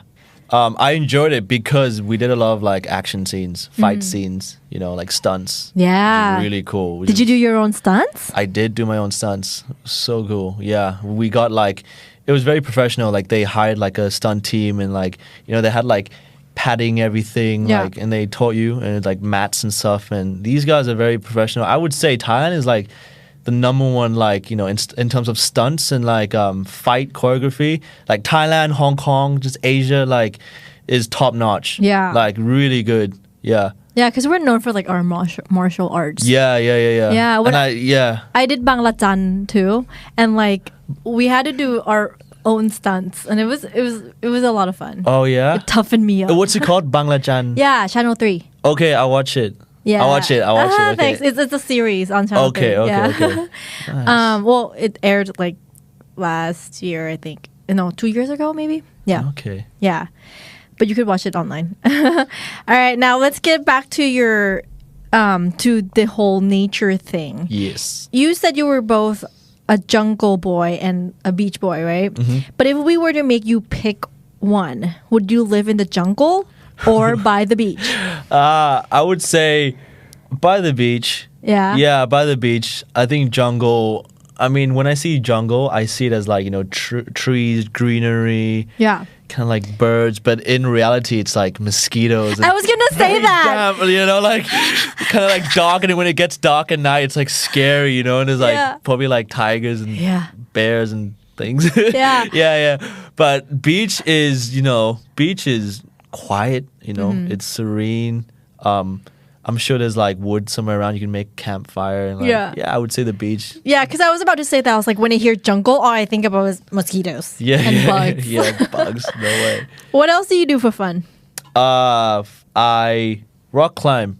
Yeah, I rock climb, but I actually haven't done it here in Bangkok yet, which I told myself I was gonna do, but I haven't yet had the chance. But I rock climb in Phuket. Rock climb in like in the structure or in the, at the gym or like the real rock climbing. Like I would say real rock climbing, but not like the rock climbing like the extreme sport where like you have to have like a safety harness, but like because where I live around my area down south of Phuket, there's a lot of like cliffs and rocks, and I literally would climb around all day and just like jump off it. Dang. Yeah, but like I would go to the rock climbing center. There's one in Phuket, a really good one. I would go there like sometimes, but like anything with adrenaline is fun. And that's the thing about living in Bangkok. You have to find something to you have to find something, especially like as a guy. Like I don't really like going around malls and all that, so like I would try to like just like get some exercise and just kind of like run around somehow. But I would say like the thing I would love to do the most is like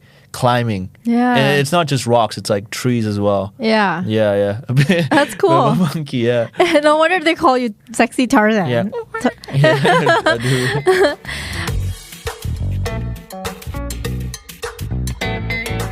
All right, now let's talk about girls. I'm sure this is your favorite topic too. What kind of girls do you like? You know what? I love all women, really. I kind of like worship them. I really do. I admire them, It's like art. Really do. Like it depends, because I would fancy a girl based on like the way they smile or like the way they react to things. I guess in terms of like type, like spec, I would say, oh man, I don't know if I'm getting in trouble for this.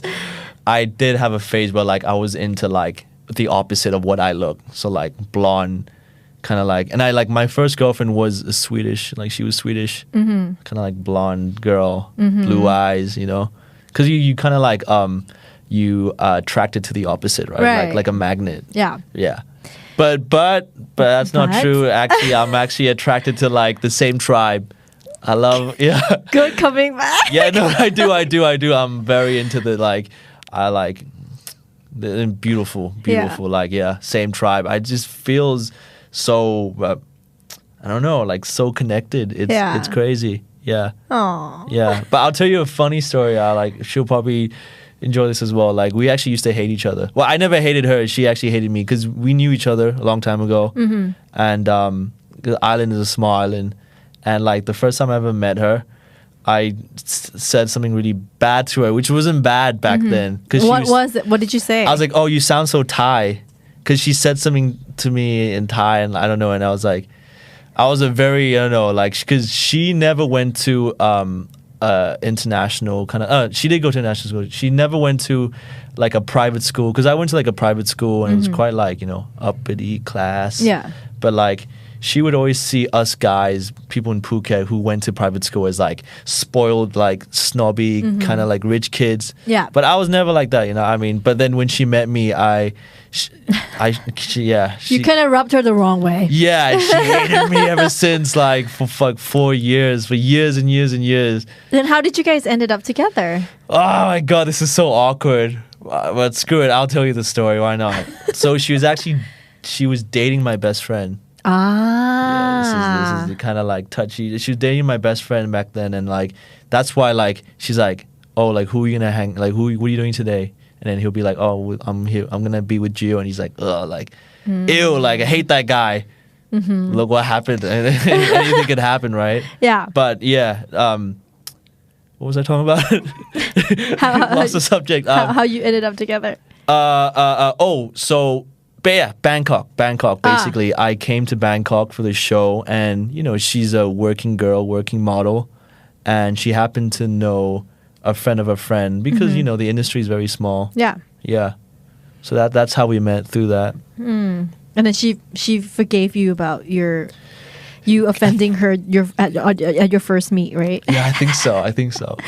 Now, what type of girls can't you stand, no matter how pretty, how hot, how sexy they are? Oh, that's a great question. Kind of like personality traits, right? Sure, whatever. Like pet peeves. Pet peeves. I would say, let me just think of someone I like despised back then. I never really hated anyone. You know what? I actually used to like really get annoyed when girls like kind of like tease you and make fun of you. But then I knew that was because they had a crush on you. Yeah. Yeah. So. Yeah. I guess someone who like lies. I guess. Yeah. Yeah. I mean, it could be anyone, not even just a girl, a guy as well. But like, yeah, like I think girls, when they lie. Yeah. You know, and then you find out, and you're like, why'd you lie? I guess it's like maybe to do with the insecurity or maybe who knows what. But I would say that's my pet peeve. Yeah. Okay. Yeah. Now, if there's a guy who doesn't know how to talk to girls at all, and he's good looking enough, but he's just shy, and he's sort of awkward, and he freezes when girls talk to him. So when he comes to you for advice, because you know you're good at it, am I? what would you tell him? Like, what should he do to approach and to impress women? Okay.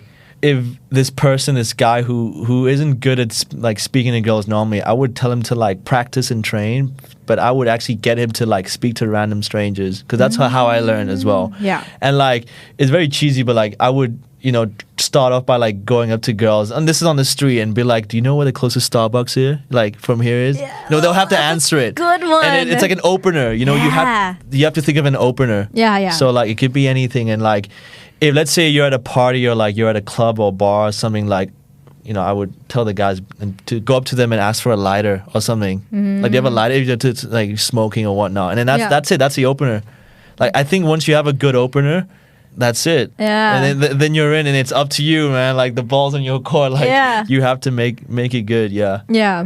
Oh, that's a good one. I like the Starbucks one because that's so like it's very like it's very casual and it's not too obvious. It's not too obvious, but it's All right, same guy. Okay. Now he managed to work up the nerve and actually go up and talk to a girl that he actually liked and asked her out, but she turned him down, and he took it hard because he can't handle rejection.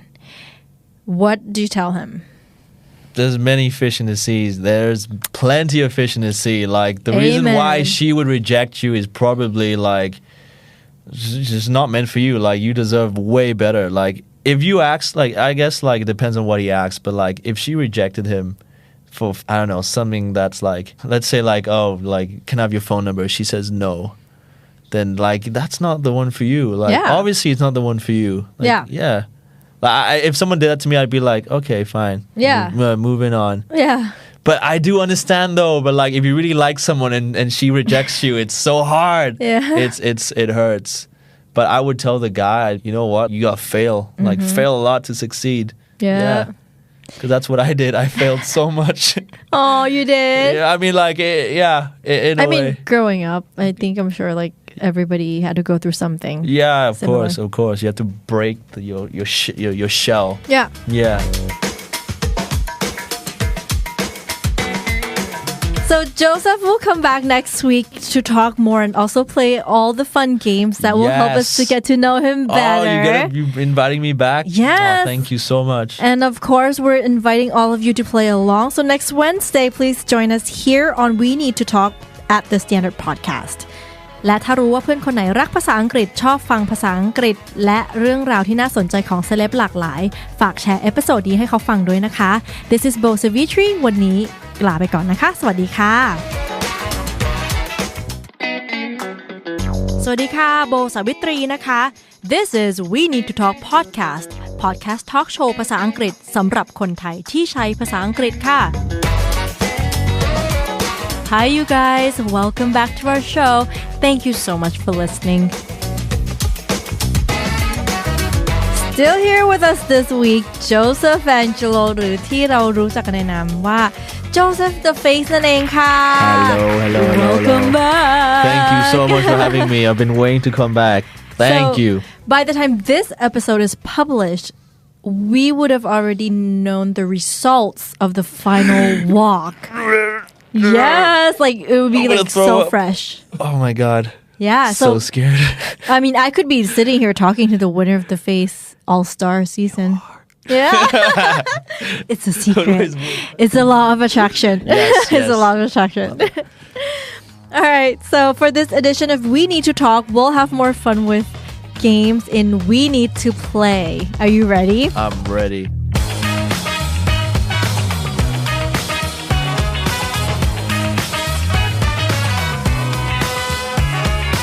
Our first game is called Would You Rather. I'm sure you've played it before. Yes, many times as a kid. All right, so take a pick and tell us why. Would you rather have a girlfriend with a cat's personality or a girlfriend with a dog's personality? So you're basically asking if like giving attention or receiving attention, right? I would say, oh my god, I love cats. I'm allergic to cats, but I love cats. Yeah. I would say I love to have a girlfriend with a cat personality because I love giving the attention to them. And, cats, they love the attention. Yeah. Yeah. Aww. Yeah. That's a great answer. You're like, and girls would love that because girls need attention. We need attention. Would you rather be given a free 1-year supply of good food or be given a free 1-year supply of good clothes? Screw the clothes. Food for sure. F the clothes. No way. Food definitely. Like I think food is like so important. It's so vital because you are what you eat. And like I every time I buy good food, it's so like I cherish it, because I don't know, good food is expensive. Yeah. I find, like if you want to be a vegan, it's just so expensive to live afford. I don't know how they do it, but good food. If I got given free good food forever, I would be so happy. Yeah, screw the clothes.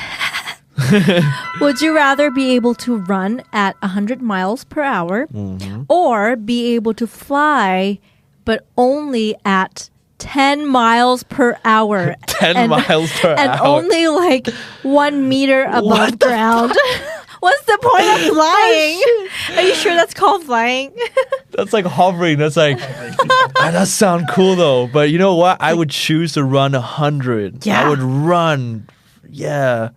No way. Like it'd save so much time. Hell Yeah. Would you rather go back to the past and have a 15-minute conversation with your great-great-great-grandparents who would be 90 years old, or go to the future and have a 15-minute conversation with your great-great-great-grandchildren who would be 7 years old? Wow. I love that question. That is such a good question. Oh my God. So I guess I would have a kid, right? Yeah. You know what? I would go to the future. Yeah, why not? Just because future, new, exciting, like it's never been seen before. Like the past has happened. Leave it there, leave it behind, you know? Like I would love to see my great-grandparents, you know? But, you know, they probably moved on somewhere. But the future, it's the way ahead, above and beyond. Yeah. Would you rather always be able to tell when someone's lying or always be able to tell when someone has a crush on you?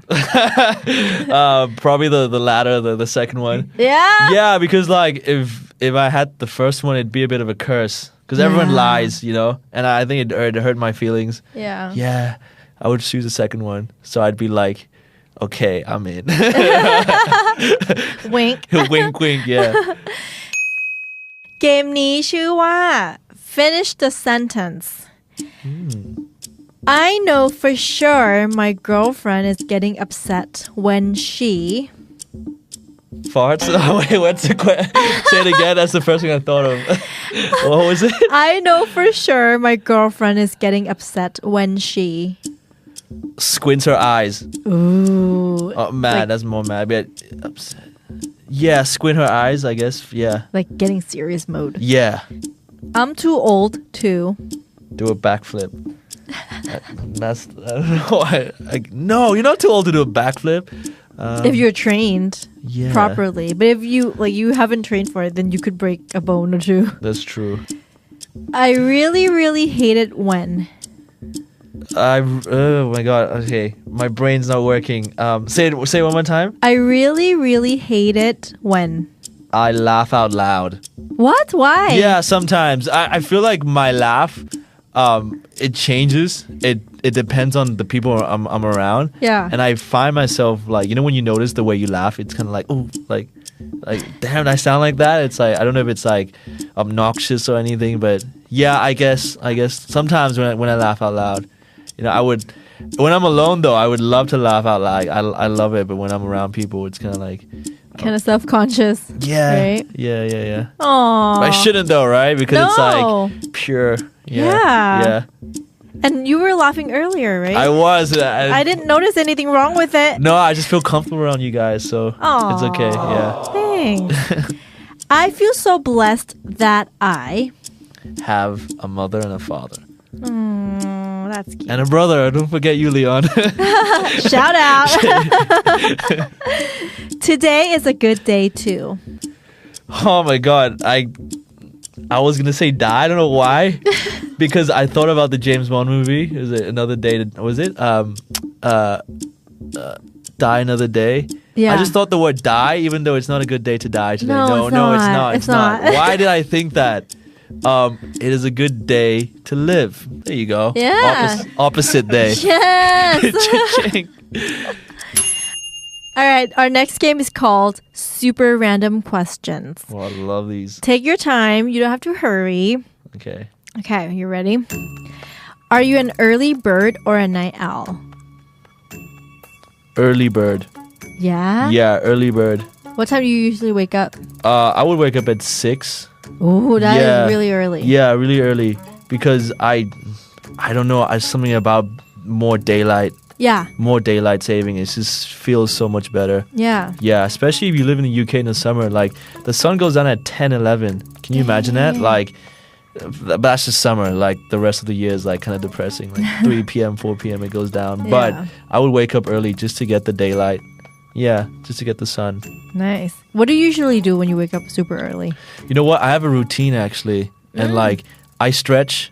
I would like down a big glass of water. I would put coconut cider vinegar because it balances the pH levels in your body and like I don't know. I just got into it and I stuck to it. Coconut cider vinegar. Yeah, so there's I've never heard of it. So there's apple cider vinegar. Yeah. You know, made by the mother, the like the natural raw. Yeah. But then there's also coconut cider. You can buy it in Villa Market. Cool. Yeah, it's got more nutrients. Nutrients? Yeah. Nutrients, yeah. Nutrients, is that a word?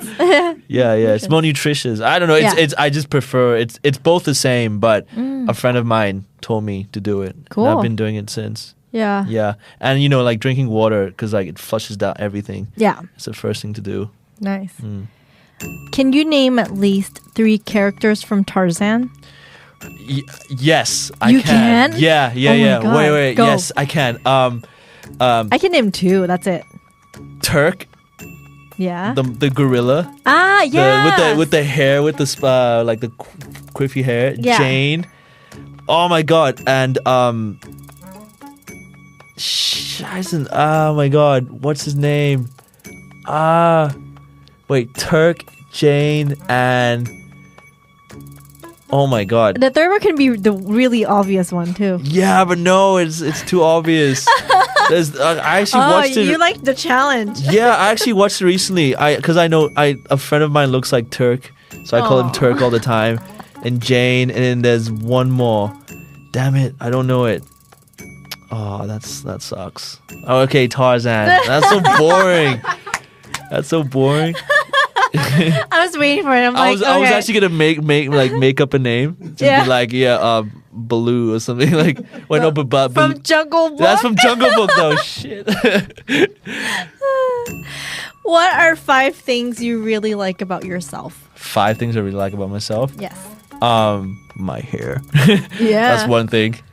Oh my God, this is such a like. That's it? Your hair? Wait, no. I'm proud of my hair because it took a long time to grow this, you know? Like, I had to go through the awkward stage of, like, it looking like a freaking bird's nest. Aww. Yeah, really, like, it was like, but then I had to wait for the length for it to, like, drop down. Yeah. But I just hid myself in the room for, like, months. Okay, another thing I'm proud of, I would say, like, my eyelashes. Okay. I got it from my mom. Yeah, like, a lot of people compliment on my eyelashes, but you know what? It's funny. I actually used to be very self-conscious about it as a kid, when I was really young.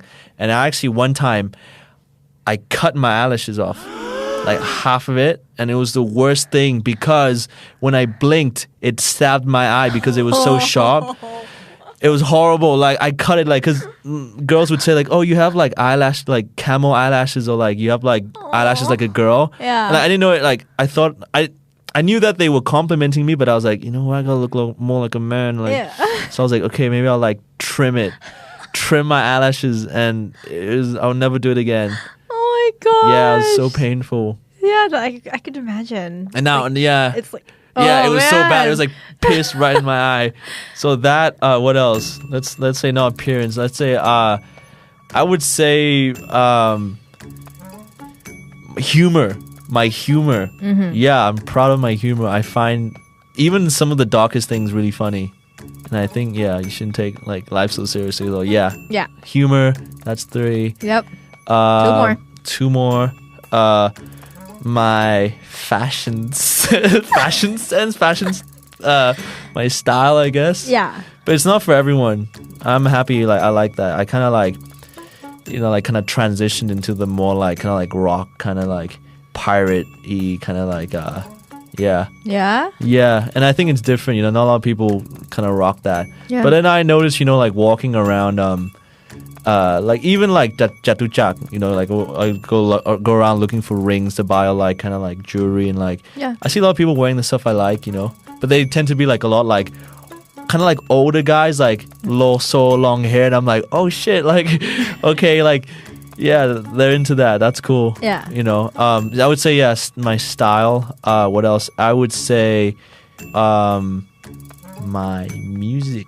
You know, the taste, my music taste. Yeah. Yeah, I would say, and that is like rock, old school rock. Kind of like the Doors, Rolling Stones, you know, something that like my dad actually like told me as a kid, like Jimi Hendrix, like yeah, because if it wasn't for my dad, then I probably wouldn't be into that. I would probably be into like kind of like new music generation. But I still love that. I still love new music and all, like the new artists. But I would say like old school, very old school. Yeah. Yeah, I gotta thank like my dad for that.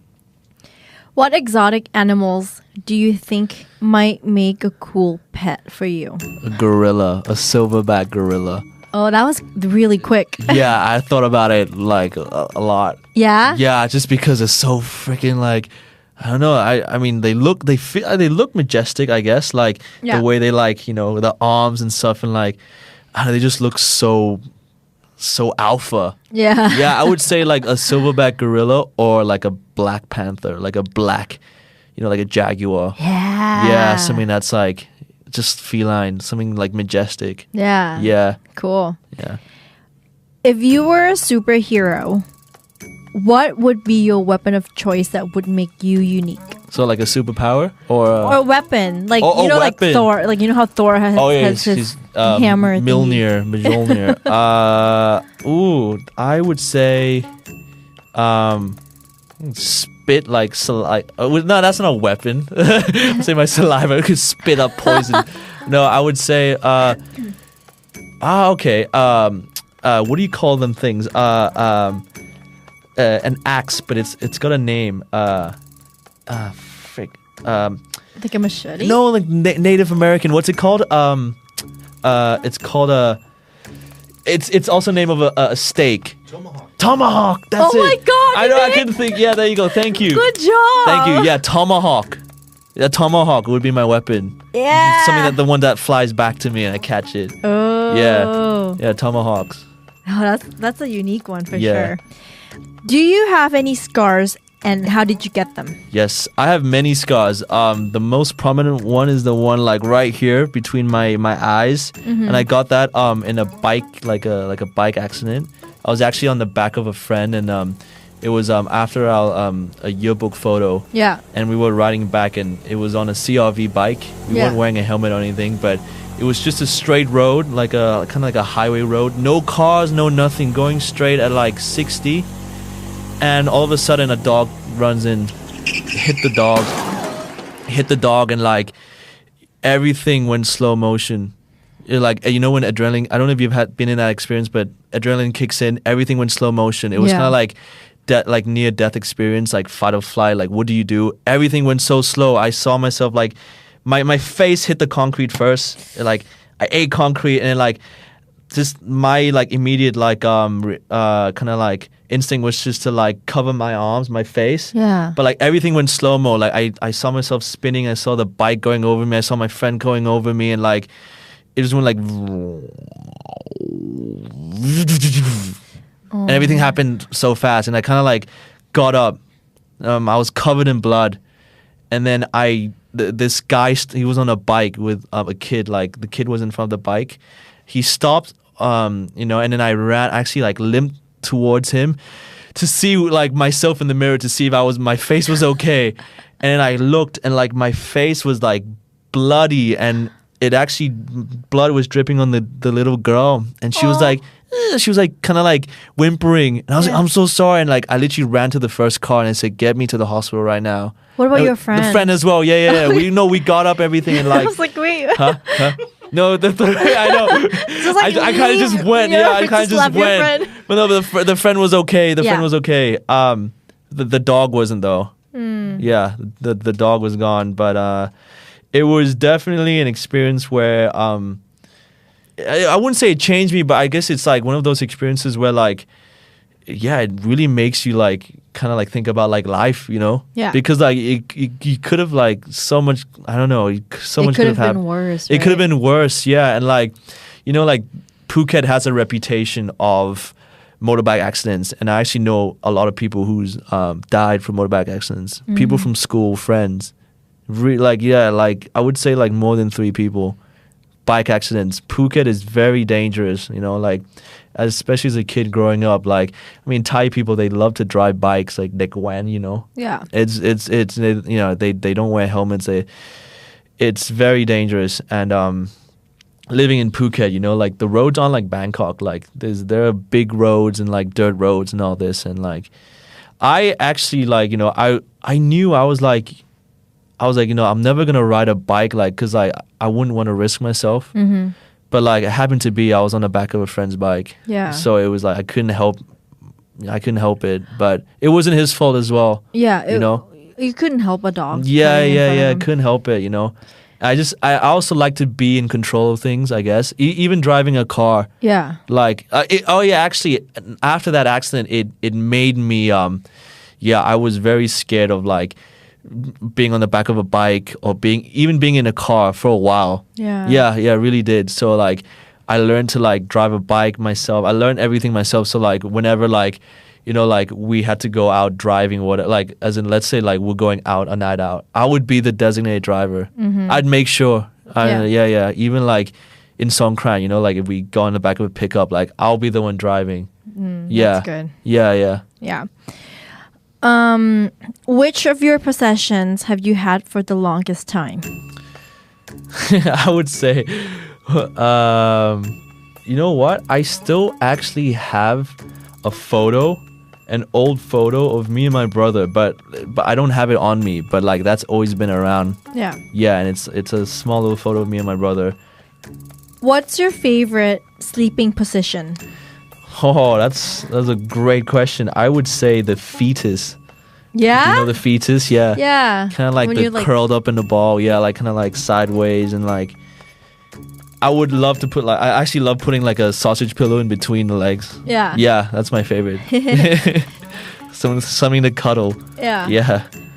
What would be some of your most favorite scents or smells? Ooh. I love the smell of like caramel fudge. Ooh. Yeah, actually I love the smell of like like Krispy Kreme. Yeah, kind of like that smell. Like I would make actually like because my mom had a cafe and I would actually make the scent myself. I would like brownies. Yeah, I would put the brownies in the microwave and I would like make sure the room smells like brownie. Aww. Yeah. Or you could just buy candles that smell like brownies. Or that. Like Yankee candles? They make a lot of like yummy, they like do. Sweet candles. But you know what? Scented candles makes me feel so nauseous. They're too strong, huh? Actually, I have a very sensitive smell. Yeah. Yeah, but I would say like best smell is like something which is like fudgy, caramelly. Like I wouldn't like anything that's like I do like lemongrass, but like if it's like strong lavender, lemongrass, anything like that, I throw up. Yeah. I can't do lemongrass either. Oh really? No. Yeah. I love like vanilla and like, yeah, that's it. Vanilla. Like, vanilla and like cinnamon. Yes. Cinnamon bun, cinnamon roll. Bath and Body Works has the best like vanilla cinnamon.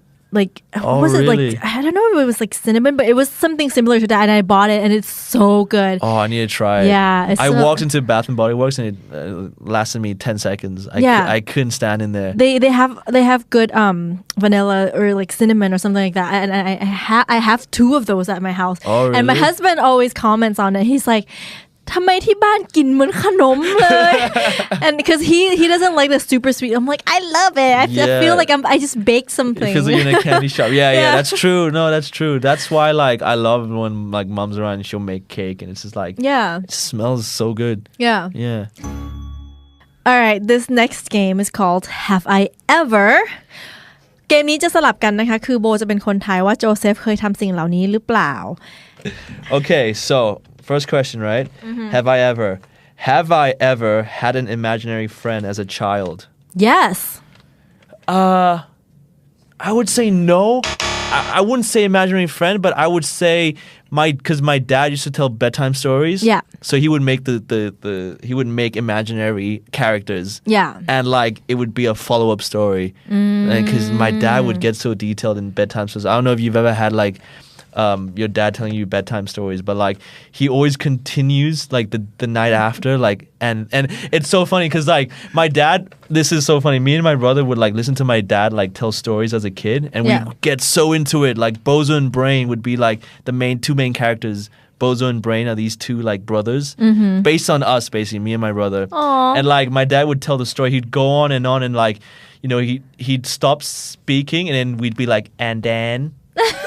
And he would like have to like continue like making it up as he as he goes, and like he'll stop me and be like, and then like we'll just be like, even like we're not listening, we'll be asleep, but we'll just keep going and then. Yeah. Oh, your poor dad. I know. But no, I never had an imaginary friend. Yeah, I had a lot of friends though, like real friends. Real friends, yeah.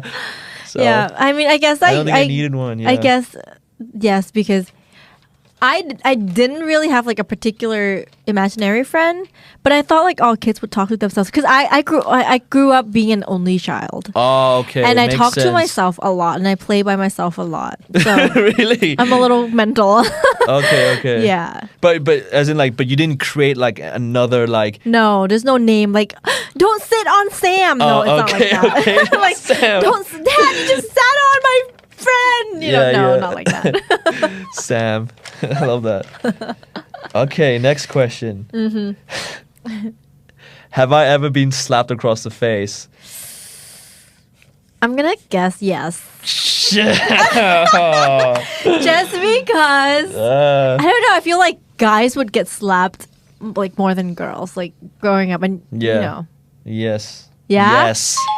Finally, getting something right. Yes. What happened? I've been slapped. So I was dating this girl. It's always to do with a girl, right? You know. See, I knew it.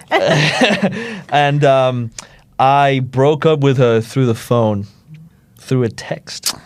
Ugh, you deserved it. I know. That's why actually when we met at the park to like end it officially, she was like, you know, that thing you did is such a like, can I slap you? She's like, can I slap you? And I was like, okay, fine, like sure. She asked me first actually. Oh, she's so nice. She asked me first and I said, okay, because I did feel like it was not a good thing to do. Yeah. And she freaking swang. She swang like it was like 360. It was so like หัวหันเลยปะ หัวหันเลยแบบ oh my god, like a little tear came down my eye. Oh my god. But I was like, kind of like, I don't know, I was like, oh my god, I think I love you. It's too late, right? Please take me back. Is it too late to say sorry? No, I was like, yeah. But that happened. Okay. Yeah. Next. Have I ever tried to hit on a woman who doesn't speak any languages I know? No. Yes? Yeah. Oh, what? Oh, what? Yes, I have. How? But I wouldn't say hit on a woman. I would just say flirt. And then she'll be like, and you know what? In Phuket, there are a lot of Russian people. Now, yeah. So like, you know, Russian girls, they are. Yeah. Like they are like, I call Russian girls, they're like, I would compare them to a wild horse. Yeah. Because, you know, wild horses, they're so like, like beautiful, majestic, but they're so hard to tame. They're so hard to tame, Russian girls, Russian women, you know, because they're so pretty, but like, just they're so hard to talk to, you know, to approach because it's so, it feels very, like กลัวนิดหน่อย but because they're very pretty, you know, and like they look like ice, like they look like ice queens, right? Yeah. But once you tame a wild horse, it's like, you know, like a little kitty. Yeah, like you ride it, you get to ride it, you know, like you get to ride this wild horse. And yeah, I tried speaking to Russian woman and she like played along, but in the end she was like, no, like she was like, dosta primichatnosti, like she was speaking like in Russian, and I was like, oh, okay. Yeah. I was like, yeah. Привет. I don't know what else to say. I know one word. It's like dosta primichatnosti. I don't even know what that means. Oh. But she says it. She said it. I don't know. It's like, so, yes. Oh, okay. That's it. Next. Have I ever drowned and almost died? No. No, I haven't. Okay. Yeah, you're right. I wouldn't say like drown, but I've almost like because I got caught in a rip current whilst I was out in the ocean, but like never like drown where like like I was like underwater. Yeah. I was still like above water, but it was really scary. The only way to actually get out was for the waves to take me into the rocks, and from then I had to hold on and then get out. Oh my god. Yeah. How old were you? Oh, I wasn't too young. It was like a few years ago. Whoa. Because in Phuket during monsoon season, which is now like May onwards, Yeah. the waves are big, like really big, and like the island is just alive. Everything, I love it. Like monsoon season, everything's alive. Like waves, wind, everything. But like there are currents, like kind of dangerous currents that you have to watch out for. Yeah. I got caught in the current where it took me out, but then it took me close to the rocks, and like I had a board which was okay, but then the board it disappeared. It went because like and that was the only way for me to like get back into the onto land was to kind of like try to catch the rock as That's scary. yeah, just a few cuts. It wasn't too bad, but I never drowned. I've never had that experience of like, Which is good. because that's so I think like the worst way to die is to either like drown or like Or fire. burn alive. Yeah. Yeah, for sure. Let's I agree. change topics. Yeah. Okay, next question. This is the last question, right? Okay. Have I ever ended up traveling with a complete stranger? Yes. Yes, I have. During my During your backpack years? Yes, I have. This was like through Bali. And this is it's actually so fun because you don't like you literally go stay in a hostel and you just meet a random stranger and then you continue going on because they're doing the same thing as well. Yeah. And all like it is a lonely world, but like once because everyone just wants to like kind of like belong and like kind of like wants to like be around someone who knows what they're doing. Yeah. And I kind of tagged along with someone. It was the best thing. Yeah. Nice. Yeah. All right. Our last and final game is called 20 Questions. Okay, so it's a word, and I can ask you questions, but it can only be up to 20 questions. Yeah. And then I'm going to give you the first hint before you So start it's asking. a word, right? It's a word? Yeah. Okay. Oh, it's only yes or no questions. Oh, okay. All wow, right. 20, okay. And how many words are there? One. Just one word. But I've got 20 chances. Yes. Okay. Let's Are you do ready? it. Yeah, I'm ready. Let's start with the hint. It's a thing that I think you have or once had, and it's fun to use. Oh my god. Thing I had or once had and it's fun to use. So it's a thing. Yes. That narrowed it down a little. Okay, first question, maybe it's obvious already, but is it an object? Yes. Yes. Okay, that's 19 left. I need to be careful what I ask. Right? Oh, there's no filter in this show, this show, so. Is it plastic? Could be, I guess. Could be? Yeah. According to I my was producer. trying to like narrow it down. But I still don't know what it is. It's made out of like different things too. Right? Different things. Yeah, oh, okay, like different okay. materials. Right. Not limited to just plastic. Okay. Do I use it outdoors? Yes. Okay. Can I use it with friends, with people? Is it? Yeah. I mean, you could use it alongside with other people. Alongside? Yeah, with other people. But you have to use it by yourself. Okay. Wait, right? Or can you do like two people? No, that's not safe, right? Do you use it with your hands? Is that like a... Not really. But I mean, you no. No? Not really. I mean, you... Can you repeat the hint again, the first hint? It's a thing that I think you have or once had, and it's fun to use. Oh, okay. Is it electronic? Nope. Nope. how many do I have left 15 Yeah, oh 15 15 15 left.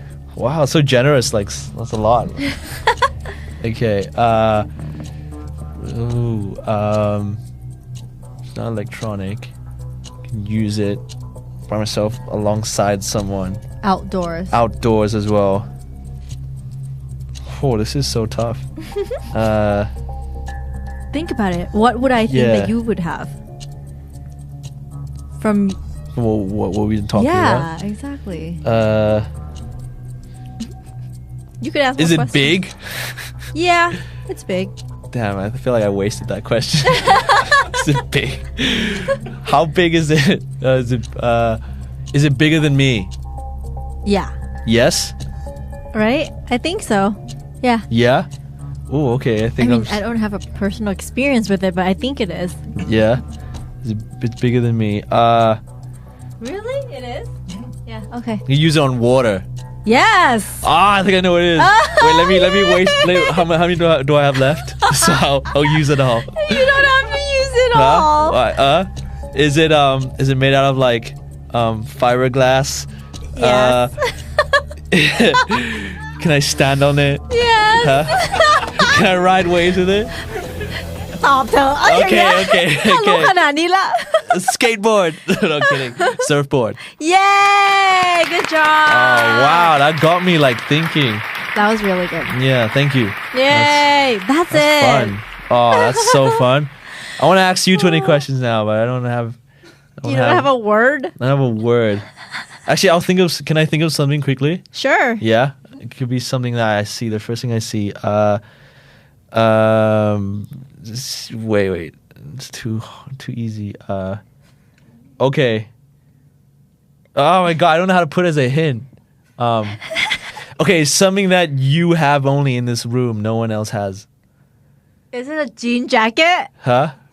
No. Is it an electronic No. device? No. Is it an accessory? No. Well, it can be, I guess. No. No, it can't be. You can use it. Oh, I know. Is it a baby? Yes. Use it as an accessory. That's a good one. Awesome. That's Okay. funny.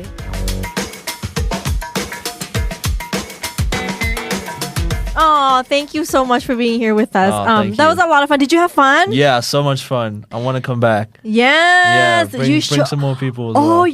We should do like buddies. Like, yeah. Because Philip, we should invite them back and have them talk about each other. You know what we should do? We should actually, because Philip loves to try to impersonate people things. We should do like an impersonation game.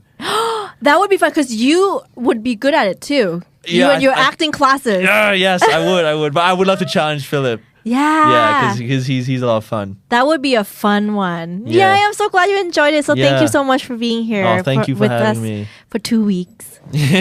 And hopefully, since we are pre-recording this prior to the final walk, hopefully you will become the face all-stars. Thank you so much. Best of luck to you and thank you for being here. Thank you so much. สนุกจังเลย That was so much fun. ถ้ารู้ว่าเพื่อนคนไหนรักภาษาอังกฤษชอบฟังภาษาอังกฤษและเรื่องราวชีวิตที่น่าสนใจของเซเลบหลากหลายโบฝากแชร์เอพิโซดนี้ให้เขาฟังด้วยนะคะ This is Bo Savitri วันนี้ไปก่อนนะคะสวัสดีค่ะ The Standard Podcast Eye Opening for your ears